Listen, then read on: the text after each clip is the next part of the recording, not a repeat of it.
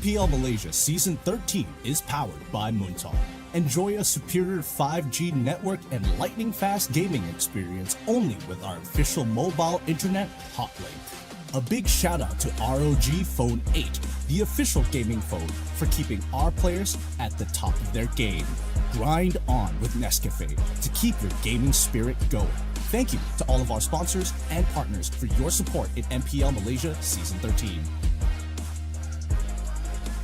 Welcome to MPL-MY Season 13 here. You guys are currently watching English stream here. We are finally in Day 3's playoffs where things has gotten a little bit spicy here. My name is ICBB12. Joining me on the desk here, we have Husky and of course, Gideon joining with us here on a Saturday morning. Pretty early, I'd say, but of course, now I've got a couple of questions here because now when we talk about the 4 teams who's made it so far, we've seen the upper brackets as well as the lower brackets. Now seeing 2 teams going down.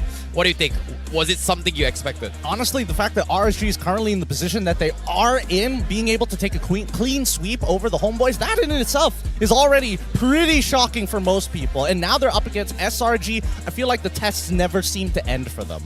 Yeah, what about you, Husky? I feel like today, not only is the gauntlet for the teams in the lower bracket because they got to play 2 best of 5s, but like Gideon said, right, SRG against RSG was something that's not on my bingo book, but KG and Homeboys are going to battle it out in the lower bracket. That is something that I feel like will be a bittersweet moment for a lot of people. Not only are we losing one of the Kages, but we're also losing a potential grand finalist that was in a lot of people's predictions. Well, people say when it comes to playoffs, expect the unexpected here. And of course, for you guys tuning in at home here, let's talk about today's schedule and how we're going to be what are we going to be doing today here, because we've had 2 best of 5s for the past few days here, and for today's schedule, I feel like it is going to be action-packed, right? Like, we want to feel everything here, and on the grand finals, it is going to be only 1 best of 7. So today's schedule, it feels like it is going to be very full. Like, I believe it's going to be best of 5s, and best of 5s. Yep, we're not taking a single best of 3 the entire play-ins or playoffs. Best of 5s all the way through to really test these teams,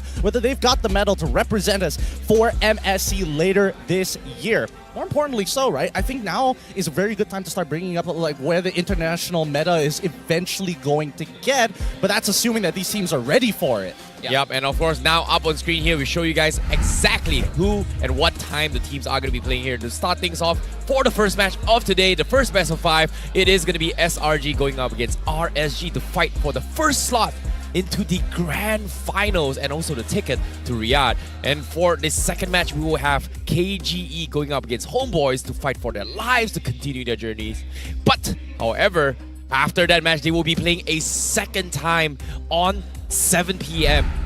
to whoever loses the first match. Yep, it's going to be an extremely exhausting day for some of our professionals. In the upper bracket finals, we have SRG versus RSG. Winner moves on straight to the grand finals. Loser moves down to the lower bracket finals where they have to face off the winner of KGE versus the Homeboys. Only one of those teams are going to make it through. And I think it's very exciting because not only that they recover team unexpected results from yesterday, but it's also the fact that SRG has already achieved the bare minimum from last season, right? They finished 3rd last season, now they're guaranteed top 3. RSG definitely better than last season because they finished 4th in season 12, and one of them is about to make history today.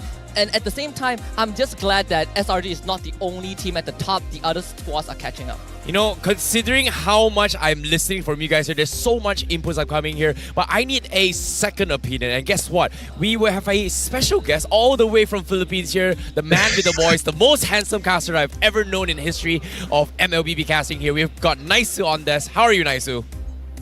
Yo, good morning, gentlemen.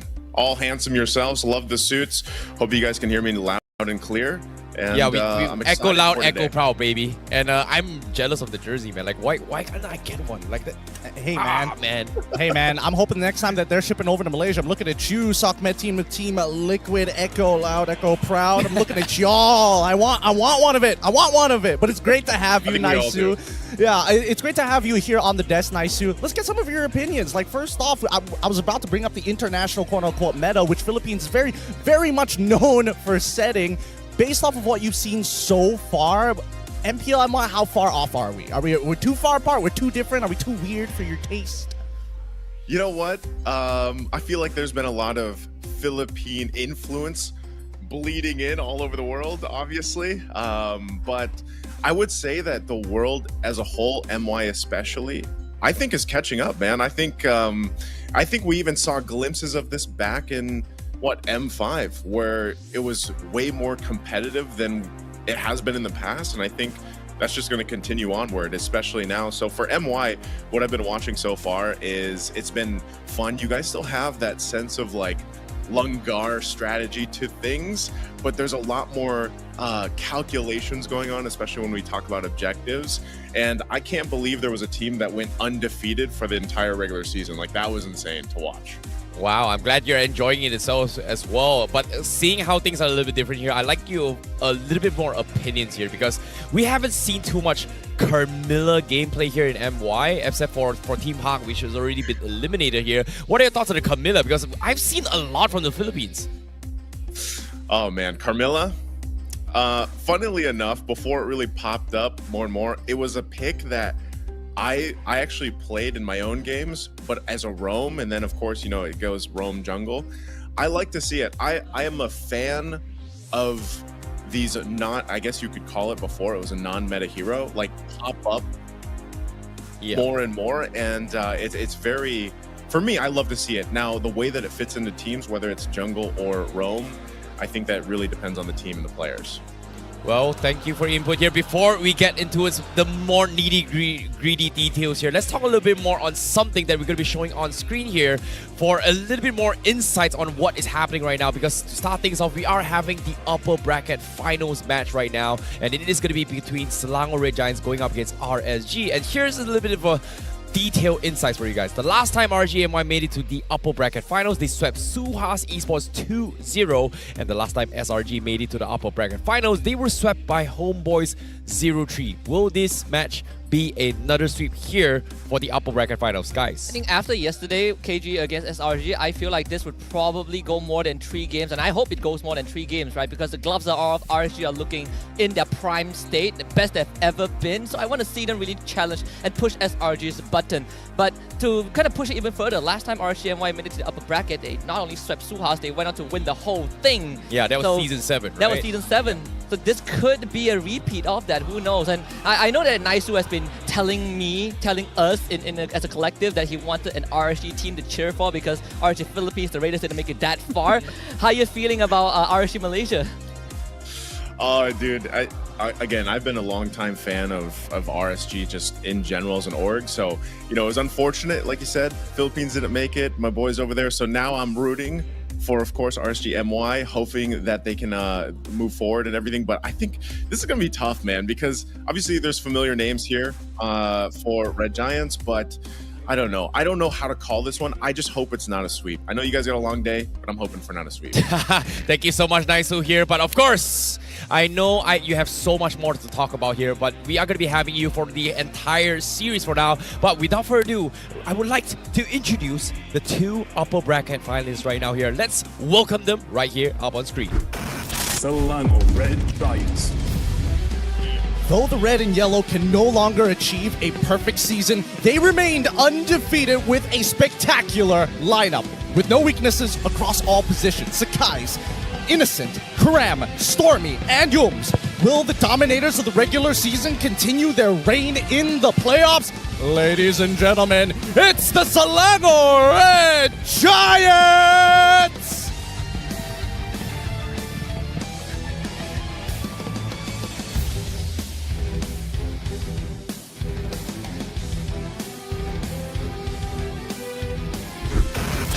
RSG-MY. With a commanding 3-0 sweep against the Homeboys, the MPL-MY Season 7 champions are confidently marching into the upper bracket finals. After the rain comes the sunshine, and this might be the prime form of the Malaysian Raiders. Can they conquer the playoffs once more just like they did 6 seasons ago? Get ready and give it up for RSG Malaysia!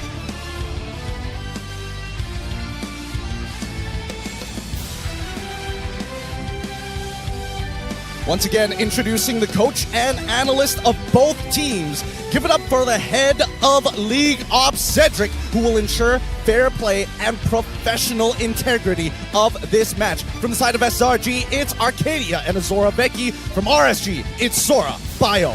To both our competitors, good luck as they will go on for their final fist bump here before they head off into the land of Dawn.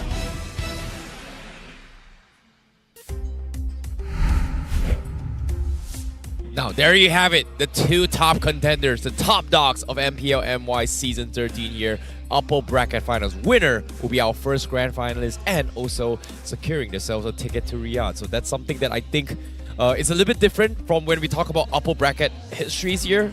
Stakes might be a little bit higher here. What do you think? I mean, you're already making a big assumption that as soon as they win this, whoever wins this upper bracket, they get to go to Riyadh. No, they still got to win a grand finals, right? Let's keep our chips on the table. Let's not go all in, because I think in this upcoming game, and between you and me and Isu, I think this is going to be the ultimate stat check for RSG-MY. They're so reliant on people like, whether Lolios is having a good day, Izanami on fire, and of course Stoem, but I feel like SRG have more in the tank. I feel like they have more in the tank, and the one thing that has to be handled here, if I'm RSG, it's like, how do you make Innocent have a bad game? I always call this the gold lane experience, like over here, and every single time that I watch them play, Innocent is having the gold lane experience, man. So like something has to be done about this guy, and because he's a huge playmaker, obviously. So I think that's one thing, and it is going to be a stat check. I completely agree with that, Gideon. It's going to be a big test for them. Okay, nice. Now, before we talk a little bit more here, before I pick your brains on RSG, since you're an RSG fan, right? Let's talk about the minds, the brains between both of these teams here, because it seems like this is going to be a battle of the masterminds here between the drafts coming in from Coach Arcadia as well as Sora. And these are some stats for you guys. Coach Arcadia with a 95% win rate in the drafts, only losing a single game, which happened yesterday against KGE, and Sora with a win rate of 72%. So when it comes to the drafts and minds here, what is different between RSG-MY and RGPH? Because here on the desk, none of us expected RSG-MY to make it this far and even taking a 3-0 sweep against Homeboys. So it seems like in the playoffs, something changed. What's different, or is there any somewhat of similarities from RSG-MY and RGPH? Whew, that's a tough question, because I think obviously we always have to consider the minds, the masterminds behind the teams.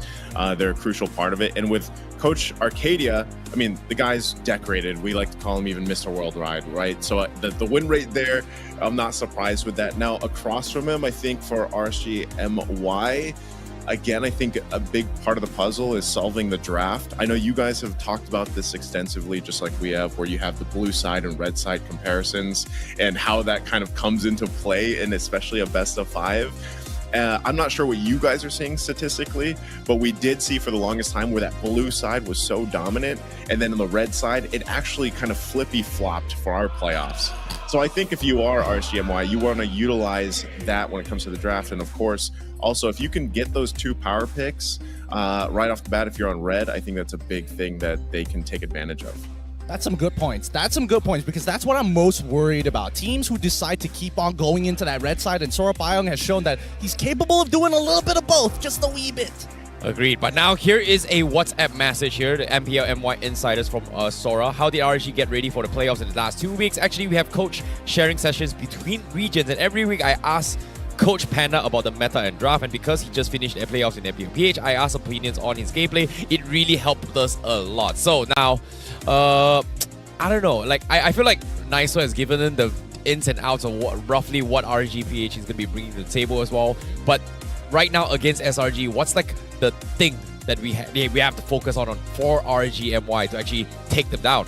I think the main focus, I want to expand on what Naisu pointed out, right, is on that red side, because I think RSG Malaysia is one of those teams that doesn't mind going on red side voluntarily. They can pick red side because they have so many options they can go for, right? We saw flex picks like Edith into XP, Grok into XP, Selena roam, something that a lot of teams are not as comfortable as RSG-MY. That could be kind of the X factor that allows them to put a jack out from the box to defeat our SRG. Well, without further ado, we are going to be jumping into the drafts here for the upper bracket finals.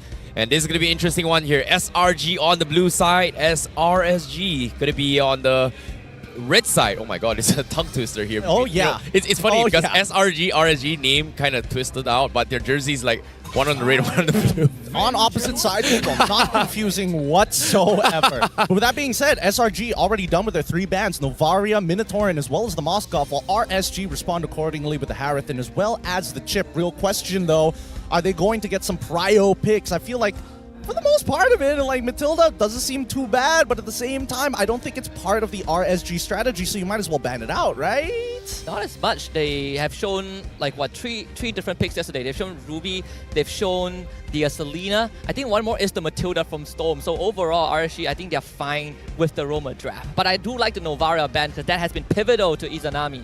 Now, I've got a question for Naisu here. Speaking of the Selena, because we did see Stowe play yesterday in a flex pick, do you think Selena is something that we will see a lot more in this upcoming patch or even between both these teams? Naisu, are you there? Yes, I'm totally going to see the Selena so very often. Yeah. It's going to happen Okay. all the time. This is what Naisu sounds like. Well, Naisu, I think Thanks, is pretty much Naisu. gone for now. Yeah. Great opinions. Yeah, great opinions. But no, Good let's talk, talk about the Naisu. drafts here. Priority here going to be Loyi coming in from Story from SRG. But at the same time, RSG, what is going to be the response? Do they take the Matilda as well as the Barrage? Because we did see it being led through a lot of times, but so far the trend has always been leaning on Matilda and the Fredrin. Is this going to be the case for RSG? I think there's a Fredrin is most likely a no-brainer at this point, but the Matilda, I feel like if you're RSG, you might be pressured to take it. What? So that's his best friend currently. I like it. That's Bob, right? That looks like Bob, though. He's just like, man, I miss our cheerleader. He's converted. He's on the other side. Yeah, he's turned red. He's turned turned red red. and left the blue, which seems a little sad. But here we go. Fredrin as well as Matilda get locked in for the side of RSG. This is atypical, but this is where I'm curious where SRG wants to kind of like invest in resources. We're expecting at least one prior pick, and we did eventually get to see the Loyi. Now they're going for the Yuzong as well as the Barats. Now this is curious because for the past 2 days, we don't get to see Barats as often, especially after the quote-unquote patch. You take 20% more damage walking into enemy jungle lines first 2 minutes, and Barats is kind of known to be like, I'm gonna stat check you in the first 2 minutes of the game. I think on top of that, it's also because Fredrin is just so much more of an all-rounder. If I want to snowball, I might as well go Baxia. I can take the risk that Barats takes and stat check you, but also I can do drive-bys, which puts me out of danger very quickly. But I want to talk about this Yuzong pick. First of all, it denies Ripple, it denies RSGMY, that third phase, that third pick Yuzong. But also right now, RSGMY, oh, we don't have the Yuzong pick, we need to take our gold laner. And SRG can now start to clamp down on Ripple's hero pool. Yeah, I think when it comes to gold laners here, it's really smart that RSG was able to identify this as well because, yeah, we on a target onto his repo, right? Like Selangor Giants, they prioritize the ban on the Moskov. And so far lately, for this past 2 days, it has been the Natan versus Moskov combo. We haven't seen a lot of integrations here. We saw a couple of carry games, we saw a couple of Roger games. It seems like when the patch hit, the carry wasn't relevant to begin with-ish, but when it comes to Roger, it feels like the power spike, especially even in the hands of Innocent, it was dropping down significantly in terms of just winning the team fights in general. I mean, that's not Roger's place. Roger don't win you team fights. He closes them out, right? I mean, it's a term of roles. What do you play a marksman for? And when you're playing Roger, you play as an executioner role more than you are just the consistent DPS or scaling in towards that later stages of the game. Something that Natan is notoriously known to do. I think the interesting part about this draft so far isn't about just the gold lane matchups. It's where Coach Arcadia is actually investing these bans and getting these priority picks. Usually, if this was the regular season, that's an instant first pick, Roger. Yep. Guaranteed win for the gold lane, especially if it's on Innocent, and then from there, it's totally fine. Now, they're repurposing and redistributing the resources into other lanes. First pick, we get to see Loyi, we get to see Barats, we get to see Yuzong. I think they're confident that Innocent is going to be absolutely fine no matter the matchup, and that's why they're not locking in their gold lane in first phase. But that's the thing, right? Here is going to be some fun facts for you guys. SRG has a second lowest hero count in terms of 35, just above Homeboys, whereas RGMY has the highest unique hero count by the end of this entire season. But for me, based on the entire regular season as well, like you said as well, during regular seasons, they always prioritize on those Moskovs, right? Like, SRG has been playing comfort picks after comfort picks throughout the entire regular season, but only in this most recent playoffs, especially coming from yesterday and today, we start to see them kind of following the trend of the meta itself. So I'm very surprised that, yes, now they're making integrations to shut down Repo. But what gold lane is Innocent going to play? Because we've seen him mostly on the Moskov, Roger, and Nathan. But in this matchup, what's he going to be? Is he going to lean back on the Claude? He can play Roger, he can make Claude. It kind of depends on what SRG wants to do. At this point, they've kind of secured the EXP side of the map, right? They can kind of just leave the gold lane by itself. So it needs to scale, and it either needs to scale or win the lane super hard. Two options that I have in mind right now. Probably going to lean more towards the Claude for the side of SRG because that's what we've seen him play based on the numbers. Other options might include possibly the carry if we see another tank coming in from RSG. Yeah, I agree. I think it's either or. The fact that there's only a Fredrin, you are not pressured to take the carry yet. But then you see the Terisla and Xbox ban now. Lapu Lapu becomes the choice for Ripple. So Claude becomes an even better option compared to the carry. Oh yeah, now you need something with Purify. So now it just stacks up stacks upon stacks upon stacks of things that the gold lane needs to have, and it really just limits down the options. Now they get the Claude as expected. Let's see what they pair it up with, knowing that they have to deal with the Lapu Lapu. They expect them. Oh, they go Lolita this time round. I think this is really smart coming from SRG here. Like, Lolita has only been picked once, and it's won the game, and I believe this was actually in the hands of SRG as well. So for him to bring the Lolita to deal with the Nathan's Entropy is so smart, but again, it seems like it's a very small window to pull it off though. I mean, it's not only that, it's not the only projectile. The Soul Bloom as well, the Circling Eagle, you can block those projectiles alongside it, and I think at least it gives SRG an opportunity to disengage from bad fights. Yeah, and when you have a Matilda lineup to go up against, it's always about tempo breakers, right? How do you stop a Matilda bringing her entire squad right into your face from half across the screen? Lolita, Baraz, Yuzhong, they all have the same property. So RSGMY, they go for the Nana as a means to deal with that Lolita in a certain way because you don't really care about the bulwark. But the Nathan is going to be the linchpin in that late game, and that's where Yums will come in hot and be that man to stop this Nathan. Well, this is going to be an interesting match coming from both SRG and RSG for the opening match here, day number 3 here. To start things off, who is going to be the ones to take the lead and who is going to be the ones to take the fall? Because after seeing this draft here, both have very, very individualistic win conditions in order for them to execute the plans. In this case, one looking to shut down on the Nathan and the other looking to shut down on towards Innocent. This is going to be a battle of wits here. I'm excited to see what's happening. I'm excited too. Both teams have very straightforward plans, right? These two Turtles Lords are going to be a very exciting watch for everybody out there. Welcome as we make our way into the land of Dawn for our debut match here on day number 3 of the MPL-MY playoffs. It's going to be SRG on the blue side up against RSG on the red side. So on and so forth. This stat check, it's a great litmus test for us. Well, before we go into this game as well here, seems like there is a little bit of pause, but as you can hear, the drums are rolling. The fans are going absolutely bonkers this early in the morning on a Saturday morning. SRG fans about to sing the chant. Husky, what do you think? I think, just like Gideon said, it is a stat check more for RSG than it is for SRG. I think SRG, yesterday we heard in an interview that it's kind of a good thing that they lost that one game against KGE, because right now there's no more obsession of needing to get a perfect season. The gloves are coming off. It's the Rock Lee moment where they take off the weight on their foot and time to go into that second boss phase. So if SRG can repeat what they've shown us in the regular season and take this 3-0, I think it is very safe to say that they are our best bet at winning the championship. Yeah, I think when it comes to winning the championship right now here, in terms of the drafts, I feel like SRG, we've been talking about this every single time, right? Like, they are the top contenders. They are the ones to be winning every single team to be undefeated. But at the same time, even despite an unstoppable streak, we finally saw glimpses and moments where even gods can bleed. In this case, yesterday, them dropping a game. Do you think RSGMY is able to pull a stunt like that against SRG, considering, again, I'm emphasizing this, from the first day, no one expected them to qualify, and then beating HOMEBOIS 3-0. What do you think? I think that this is RSG's moment to make a change, to be the difference makers we get into this game, right? They need to win 2 out of the 3 lanes to have a convincing mid to late game. So that's what I'm expecting to see.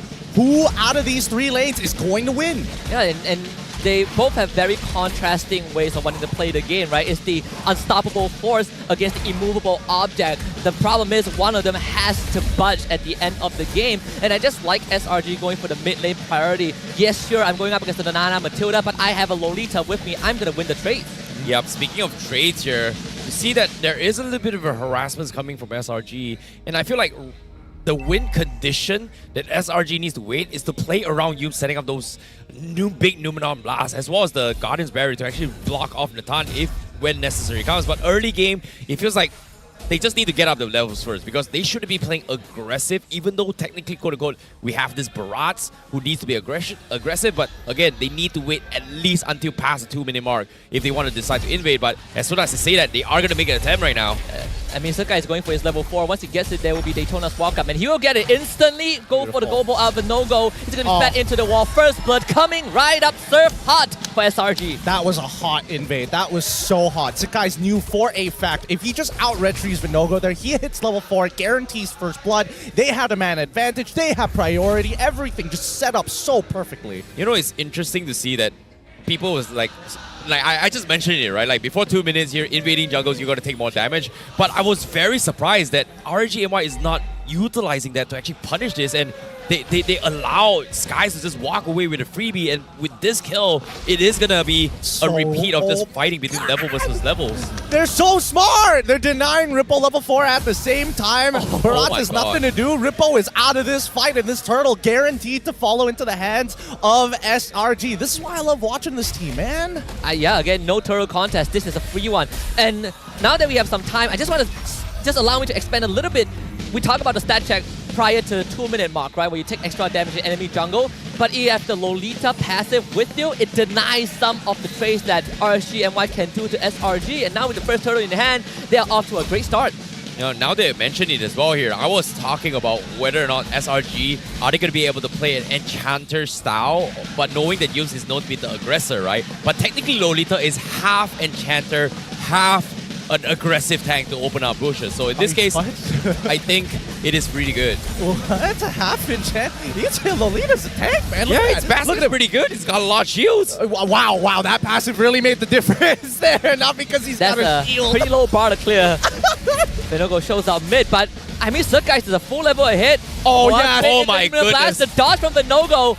And of course, guiding wind to escort him out, but good attempt from SRG. Hey, Sakai, he's getting a little sloppy here. He's got to aim for walls. He trusted Yums would let go of it, and Yums was like, oh, sorry, what? It was a little bit of a close call there coming from SRG, but at the same time, with that major ultimate being on cooldown here, and also a pretty long turtle, this gives RGMY a little bit of space, but I don't think they're gonna let it through, as Sky's now looking to try and invade even more to shut down Vinogo's level. Oh! Top side, here comes the gank. And Lolio able to get away. BMI does not have to use the Purify. Best case scenario, but Sukai is not wanting to let him go. Lolio is going to Purify right now. You got to get something out of it.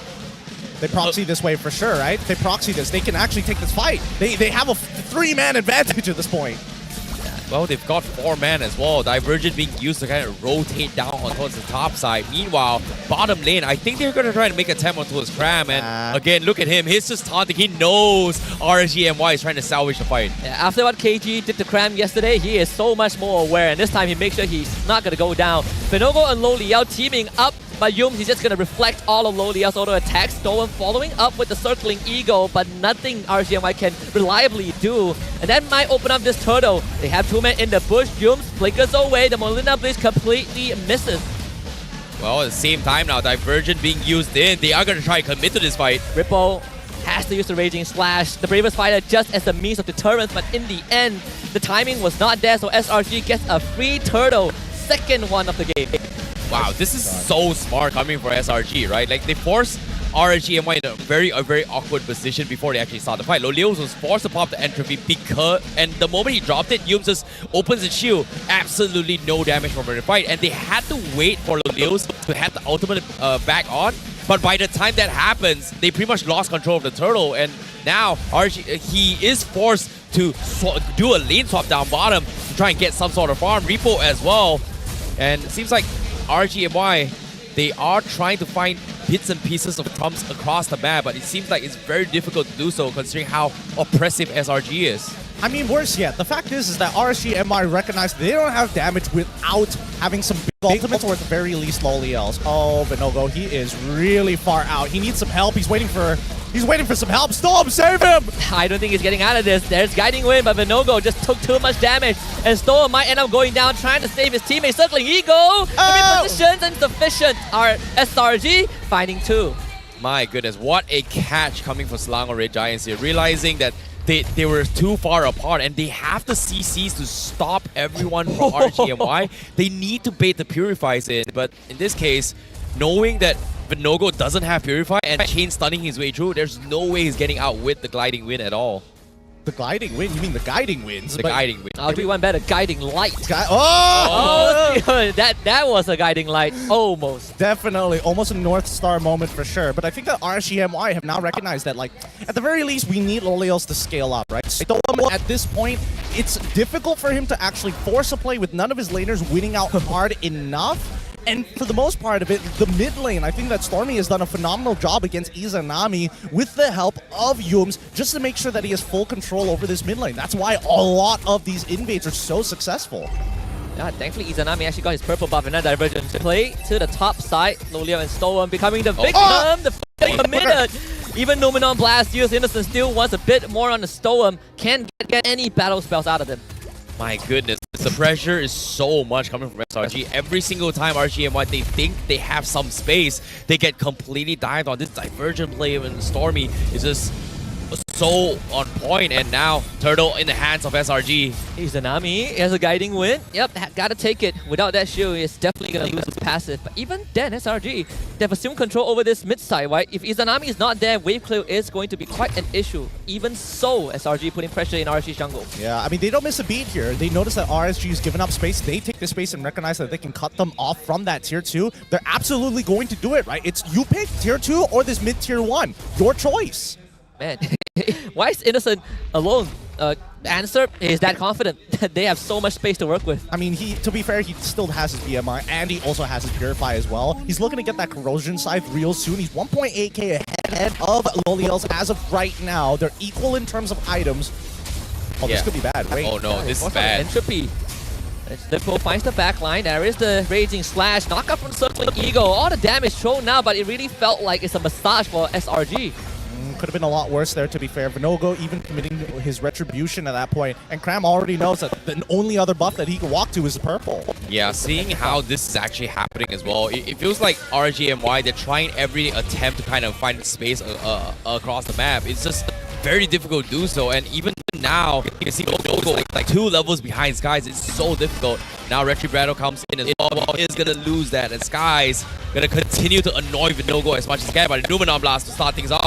Catches Storm on the edge, but no follow-up. SRG, again, it's all about deterring RSG-MY for the space. So difficult. It's not like it's hyper difficult, but I think that, you know, RSG, they've lost a lot of the big game. Oh, yeah, with Vinogo at this point. Entropy again, use Storm, has to use the Purify, and Cram finds the back. No way! Vinogo gets out, the sliver of health, and SRG, they're not going to fully commit, right? Divergence is wartime. That's nice. That is nice for RSG-MY. It's still a bad situation that they're in. I'm not going to deny that, right? You can't call it a burning house situation if the house ain't burning. And I think with that 5.8k, about to be like 6, I would argue the end of this Lord push, probably going to be leaning more towards 8 to 9k. But man, RSG-MY, without any tempo breakers, I think they're trying to set up a situation where Izanami can get a crazy Molina Blitz and then Lolios teams up. If not, I don't see it happening. You know, I'm not going to lie, Vinogo should not have survived there because SRG technically could have just ended these things, but they were prioritizing on Lord attempt and they didn't really want to full commit, knowing that RSG-MY may hard commit. So they were just waiting for a response, and because of that, it allowed Vinogo a small way to scout out. But as soon as I say that, they take the Lord out. Now they are going to try to continue the suppression. Lolios, he might be in trouble. MPL again keeps his Purify. We talk about the comparison of unstoppable force and immovable object, but it seems like the immovable object itself becomes the unstoppable force all in one. SRG taking out the top tier 2, bottom lane will be escorted by the Lord itself, looking to destroy all outer layer defenses of RSG. The fans, they know that this is going to be a pretty intense scene here. You can hear them getting more and more excited. Tridents, they slowly creep up on these inhibitors, and I think this is where the big problem is for RSG-MY. They're depending on Loliel and Izanami to break the siege, but it's not going to happen. Black Dragon Ball just to make sure that they get the inhibitor and the blast connecting. Only a little bit no-go as Flippo finds them back with his ultimate. The bravest fighter forced to retreat, and Innocent just Edison with that ultimate. This man already coming online in the very first game to get a trophy at SRG, and look at the close it out strong in the 11th minute. RSG-MY having their face ready and the pistol taken as SRG first blood. What a convincing match right from the get-go. SRG showed dominance. Nerve or not, but what I know is ultra support. Just giving them the extra to take it to the next level. RSG stood no chance at all. SRG like one convincing game here. What did I say? What did I say? We're seeing that this is the middle of the time, right? A lot of their spearheads are clearly identifiable. SRG, they've got 5 deadly weapons up on that stage. Everyone with a win. And I think the most important part was kind of what we discussed at the start of the game. At the start of the day, in fact, both is the build-up, right? RSG being forced to pick it because if they don't use it, hands on and push our data with the first team and being very, very smart, not just to shut down RSG-MY, but also to enable themselves to put RSG-MY in a very uncomfortable position.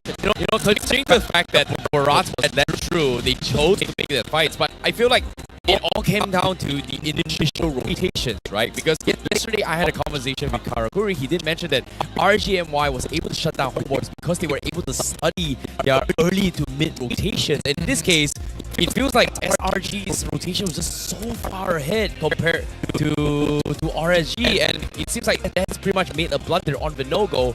However, let's talk about the MVP for the match from SRG. Who's it gonna be? It is gonna be none other than Innocent on his cloud gameplay once more. Every single time. Hey. He's been carrying the team. I see 2 innocents up on that screen, baby. I'm telling you, 2 innocent babies up on that screen. Our MVP of the game. You got to give it to him. This man really knows his timings, and he never misses it. Yeah, it is so good. I think Terrence even said yesterday, you give him an inch, he takes it a mile, he takes it above and beyond. And a lot of times, it really comes down to just the awareness, the spatial awareness that Innocent has, right? Identifying what resources is left in the tank for the enemies. And that last blazing duet perfectly summarizes how aware Innocent is of his surroundings. You know, I like how Naisu has brought up the gold lane experience, right? Like, Innocent definitely had one of the smoothest game ever in the game here. Just, you know, if you give him enough space, he's just gonna farm his way through. Eventually, when you need him the most, he will pop off. In this case, 10 minutes into the game, he's almost max slotted.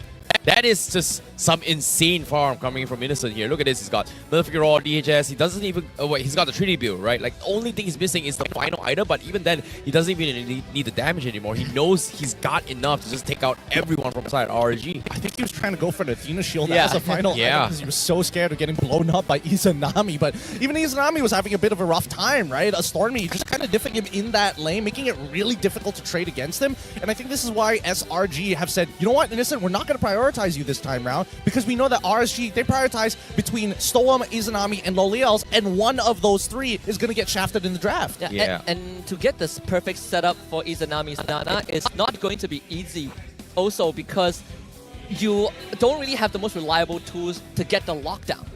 Yeah, and speaking of lockdowns thus far, I feel like SRG just took advantage of the fact that they can bully Vinogo anytime they want, especially when Vinogo tries to make this kind of aggressive plays, right? With this Fredrin, he's known to be put in very, very awkward situations every single time, but every single time he does this, he's gonna get punished by the amount of CCs that SRG can bring to the table. And even if there's going to be any sort of backups here, it's going to be tough. Yubes does have ways to just make it to kind of negate all the damage that RSG is bringing to the table. Well, that's why at the beginning of the game I stated that RSG, they have to win 2 out of the 3 lanes, right? And it has to be, I mean, mid lane is pretty important, but one of the 2 side lanes, if they won, it might have made quite a difference for Vinogo. Ripple, unfortunately, does not have that level of pushing power in comparison to Cram pre-level 4. Same can be said about Loliels and Innocent, right? And there's still a bit of an argument that, you know, Storm could potentially affect the lane, but in comparison to a concussive blast user like a Lolita, I don't see it happening, right? Naturally, supports are going to be the ones that break the laners out of a stalemate. And I think in this case, SRG not only won the lanes, but if Yums shows up, you know that this is going to be an aggressive play. Yeah, it is going to be those kind of situations as well. But it feels like RSG was so put in a lot of uncomfortable situations. And I feel like the biggest macro play that SRG has a one-up over RSG is that their rotation speed has been so on point. Like, we've always discussed that Bharat has issues with movement speed, Bharat has issues joining the fight. That's why you bring in the Matilda, that's why you bring in the heroes like Rafaela. But when you play with the Divergent, you don't really need to walk. You just teleport right in front of them and just give take a fight right in front of RSG. And every single time this happens, you can see that RSG, yes, they were losing the lanes. Great, I was farming here. You know what? Loliels go the other side of the map. And every single time Loliels shows up, you can see Stormy brings a whole group of members, just pops out on the other side of the lane and just continues to kind of stop them from getting any sort of farm. Well, there's 2 things to take note here, right? Based off of the total healing, we're seeing that Yums is actually healing more than he is compared to Stoem on a Matilda. And I'm pretty sure he didn't take the favor blessing, most likely stuck with Conceal like we saw before. So it's surprising to see these types of numbers. It just goes to show that the passive does play a significant part in these upcoming fights. But to answer your question, right, to really break it down on a micro level, it's the position and conditioning that SRG is applying to RSG. If RSG, and especially if Storm, shows up on the map, he has to play a very particular way to deal with our carry of this game, Stormy, with his 37,000 worth of damage, because he's worried about this Divergent. But as soon as they see that motion, they can decide to do otherwise. They can make moves on the fly based off of certain decisions made by their side laners. For an example, Rich Guy Innocent there, 932. He didn't swap lanes. He didn't have to. He was winning out the lane. Sandbag, unfortunately, Vinogo, because he didn't have any side lane pressure. And Best Man, Wigman, is because he had the freest game of his life. He shows up, clears off a wave, instantly invaves, and gets a free kill. So it's like, what can you say? He can do no wrong. I would say this is just a perfect game from SRG, right? They've got all bases covered as well. And what's, like, I agree with you. Like you said, like, how did Yums have more healing than Storm in general? But again, you were doubting me. What do you mean by an enchanter? This is the definition of what I mean by a hybrid, right? He can face check bushes, and he also has shields that provide so much more value. And the best part about Lolita, just most recently himself, they actually buffed the overall shield that he gives around his teammates. I think it's more of like the play style that the hero brings, right? Yep. Enchanters, normally you know them to be backline lines, right? But Yeah. Yums this time, again, the passive allows for these early invades because it negates certain damage. But at the same time, it comes down to fundamentals, right? You talk about RSG-MY reading HOMEBOIS rotations yesterday. I'd say the same for SRG, completely understanding how RSG-MY is going to play. And most importantly, it's also identifying that Vinogo, for the most part, has been kind of the Achilles heel for RSG-MY. And you see Sakai, the moment he's Gat Vinogo, everything collapses because RSG-MY needed this Fredrin to be that front line. I don't know. I think they didn't set it up well for him, right? I feel like Vinogo is given like these good picks, but he never has the support system necessary to make it go above and beyond, become that star platinum level of stan, you know? That level of ego. It's hard to find because a lot of teams, no matter how good the player is, I mean, not everybody can be the Kyrie or Demon Kite of their own regions, but at the same time, you still need 4 other players to back you up. If not, we get to see the M5 Grand Finals all over again, where Philippines wins once more against Indonesia. It will keep happening until we start seeing teams who are more all-rounded and not just a singular playstyle that's linear. Yeah, and of course, seeing how this is going to be like a very, very long journey for some of these teams, especially here. If they win, they will continue. Here is going to be a little bit of a short video to give you guys a little bit of upbeat. Okay, Zon. Kalau boleh, ada soalan. Kalau boleh pilih satu player nak satu player, okey. Kalau boleh pilih satu player nak di-ban, siapa?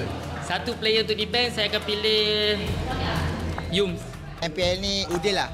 Alhamdulillah sebab dia teammate saya, mungkin kat enemy saya nak ban lah. I will ban Stormy because for me he's perfect. Saya akan ban zone lah. Lain kan kalau di team dengan saya takkan ban lah.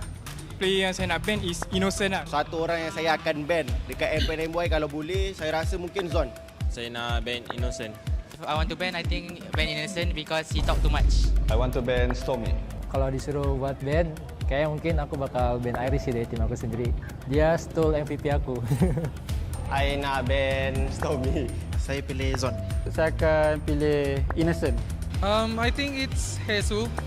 So if I can ban him, he can just focus on doing contents on TikTok. He can just focus on doing contents on TikTok. Well, very, very upbeat indeed. It seems like they're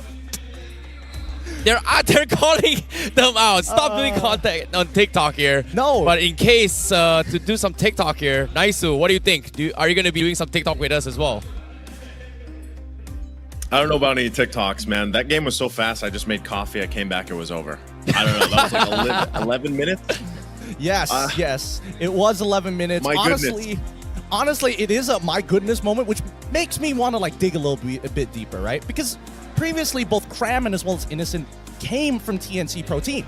And now they're here in Malaysia, which begs the question, if they're so good here already, what went wrong back at MPL-PH? Why did that team not make it like as big? Is there something that was stopping them or prohibiting them? Or is there something about the air here at MY that makes Filipinos just like extra beyond themselves?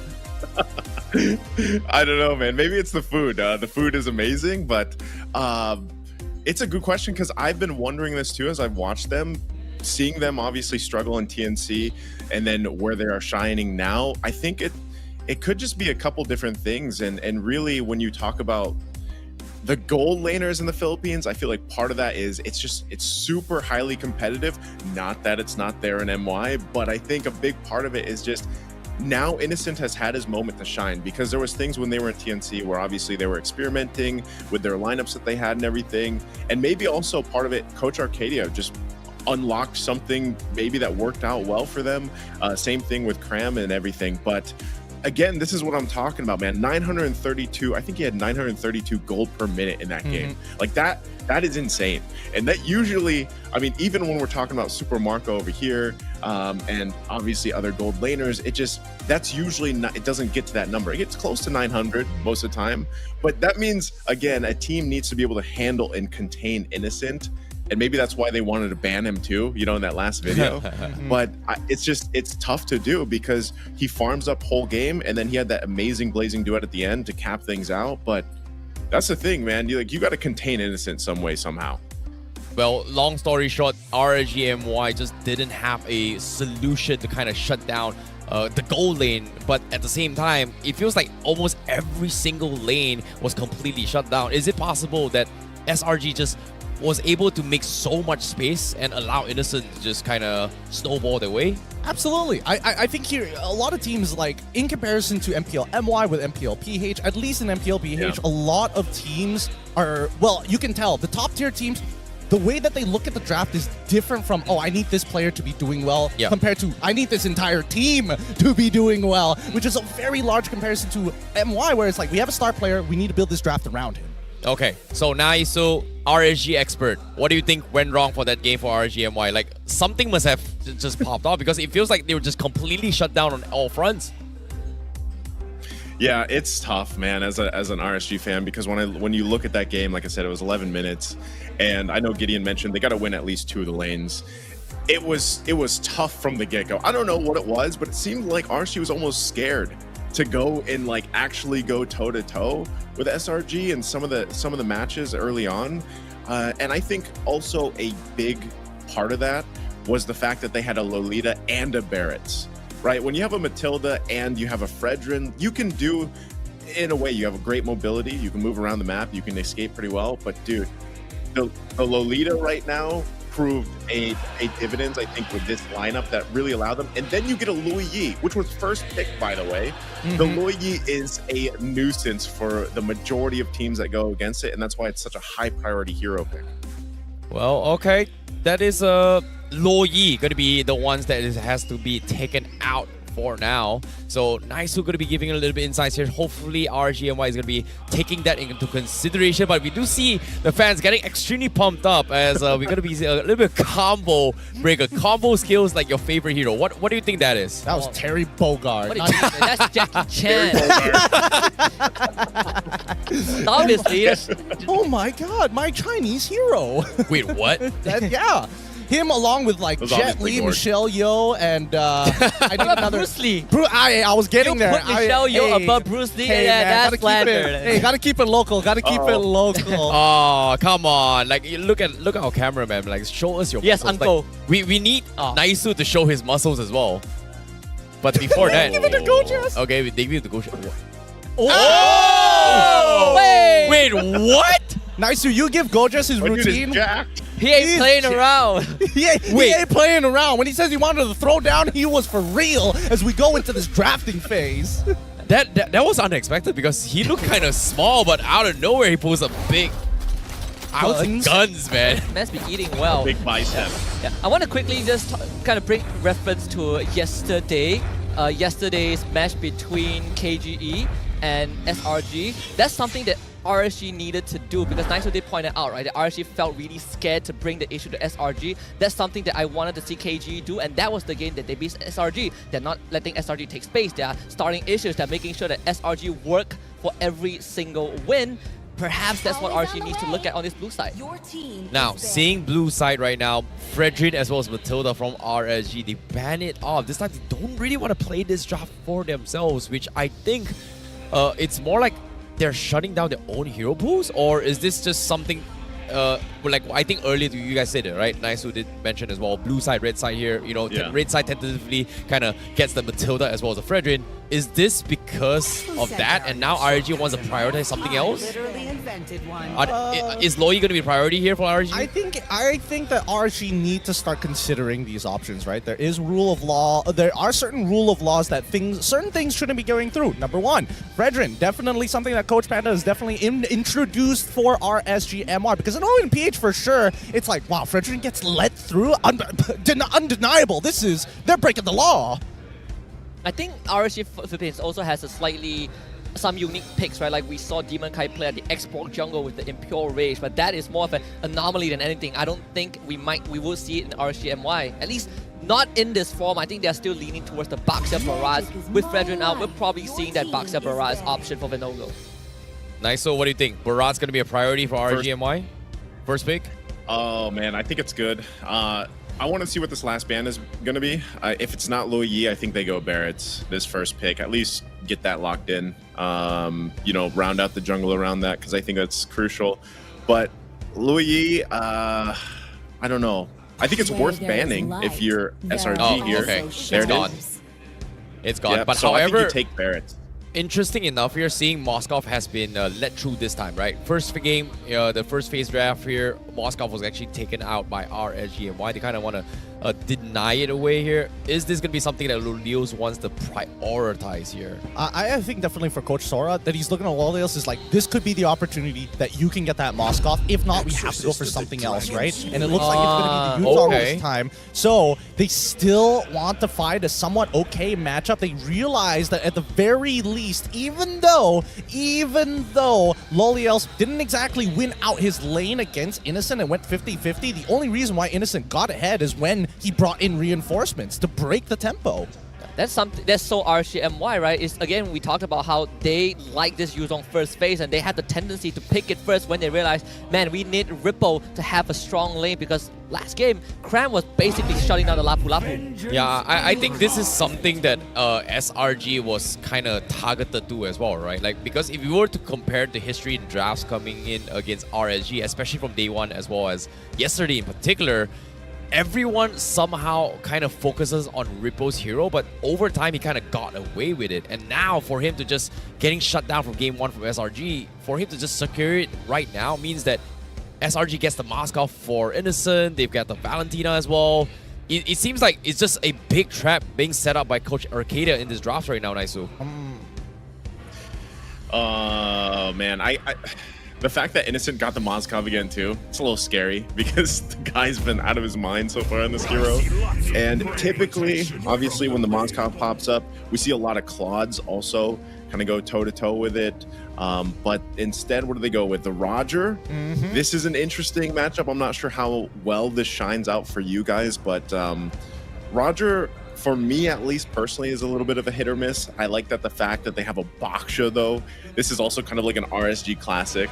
The Baksha pick locked in, but this is also something they have to keep in mind. Valentina's across from them, right? So you want to make sure that you're not giving the most valuable ultimates over to SRG because they're most likely going to pick the right ones and punish here.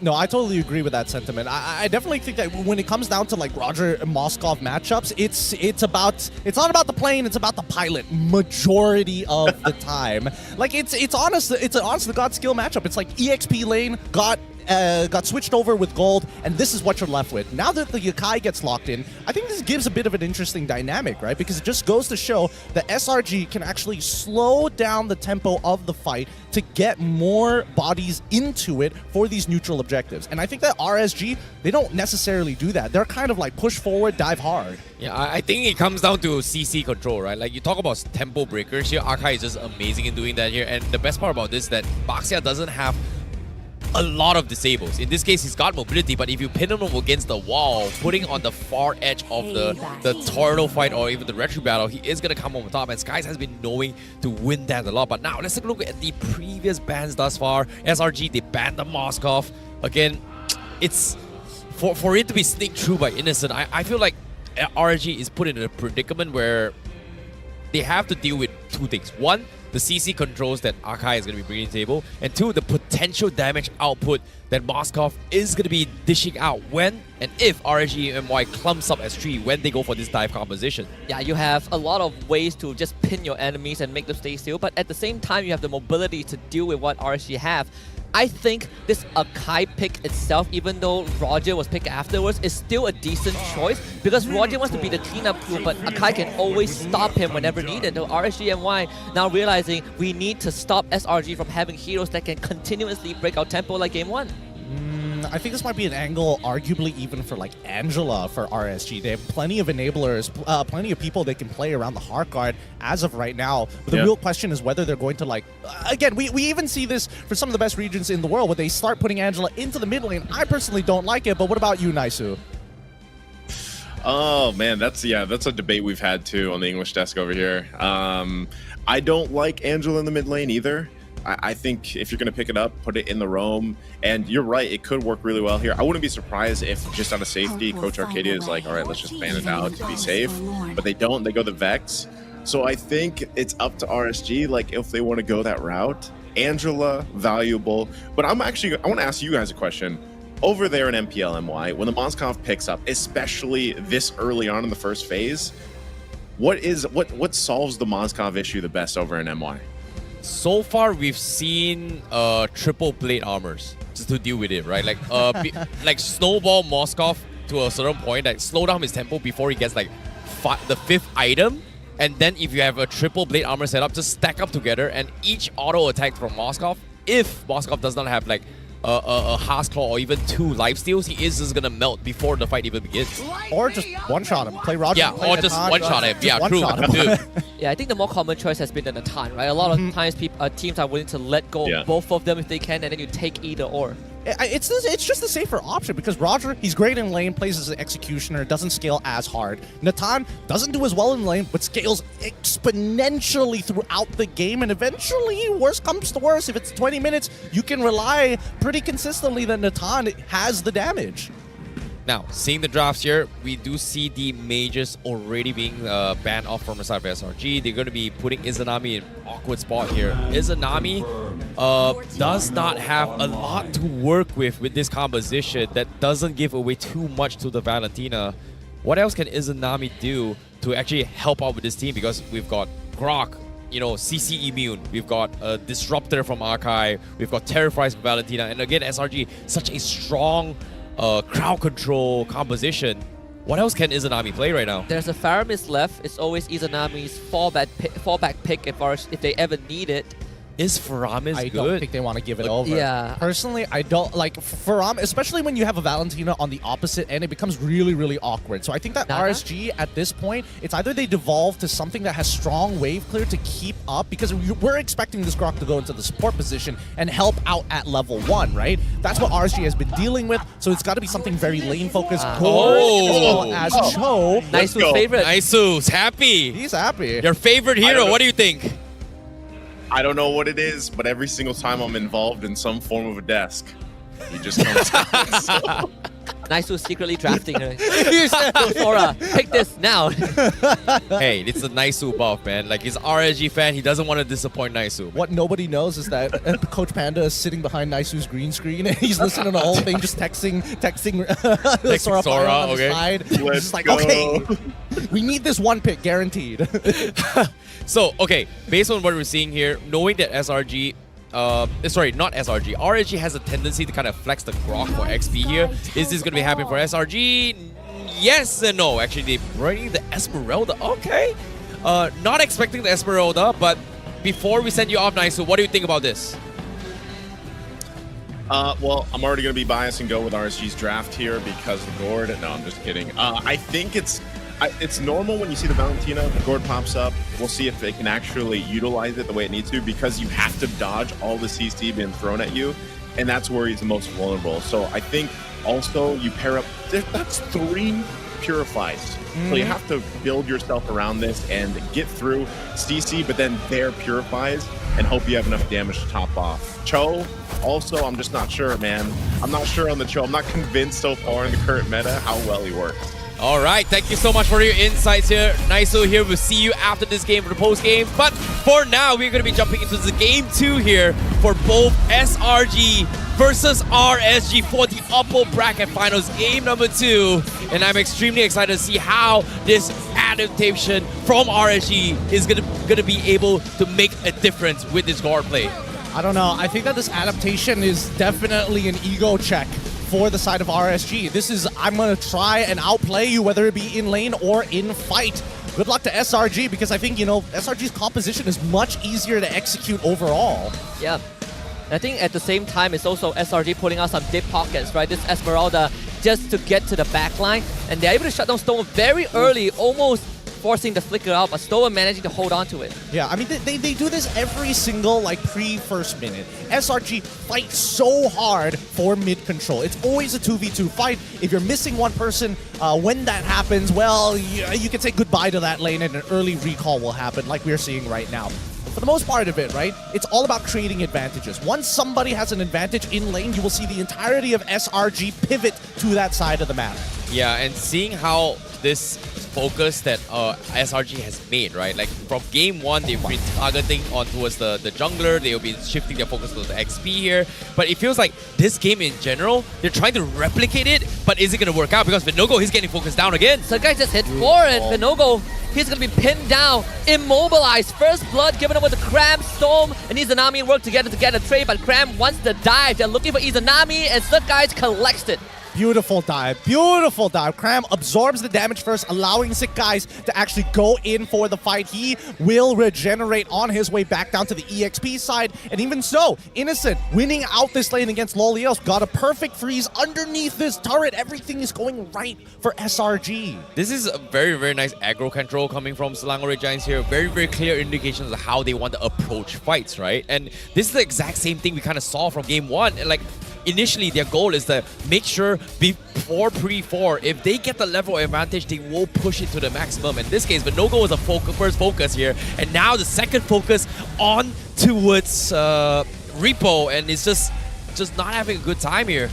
I like the movements for RSG-MY, actually, at least forcing Stormy out of the fight for now. Let's see if SRG can buy some time at the turtle, pushing RSG-MY back. Izanami hasn't hit his 4 yet. Well, it's going to be a little bit difficult here, but they are going to be starting things off with the Black Dragon. Here comes Ripple, Black Dragon forms, the guy 2 levels ahead, instantly hops on the wall and pins Vinogo down again. We see the Spear of Destruction from Low Liao, but Retribution for the guys to get the objective. It feels like RSG-MY cannot continue this fight. Meanwhile, Low Liao again still losing to Innocent. Man, that was such a good move coming in from SRG. Like, you can see the entire team work together to move away from the Mystic Gush. It was such a quick adaptation as well. Most people would tank the damage and fight through it until it turns true. Oh, hey, you. Hey, you. Hey, that's a strike right there. Mechanic Police. Well, okay, considering the fact that there are a little bit small mistakes coming from Yums here, he is showing aggression, but they are going to try to make a attempt here. What? I mean, the attempt is already good enough. Venogo, he's not even going to get the kills on Yums, and you look at the levels, Suck Guys is about to be 4 levels ahead if this goes on. I swear, Yums is thinking to himself, he's like, I wish I didn't whiff my ult there. That could have been a double kill for sure for SRG, and this game would have been done for. Yeah, now here comes the kick from Storm. Not really doing too much. Look, guys, this time he's just gonna power to the paint. What? He just tanks it. He doesn't care. The back scratcher. No feeling. I'm like, oh, half HP, it's okay. Just walks off casually here, and his health is Oh, full again. my What? goodness. He steals the jungle creep as well. I'm telling you, Venogo doesn't get to play the game at all. Yo. Innocent does go down. Come on, Storm. He got solo killed. A level down. Low Liao, he's gonna go down as well. A trade. So guys, heavy spin.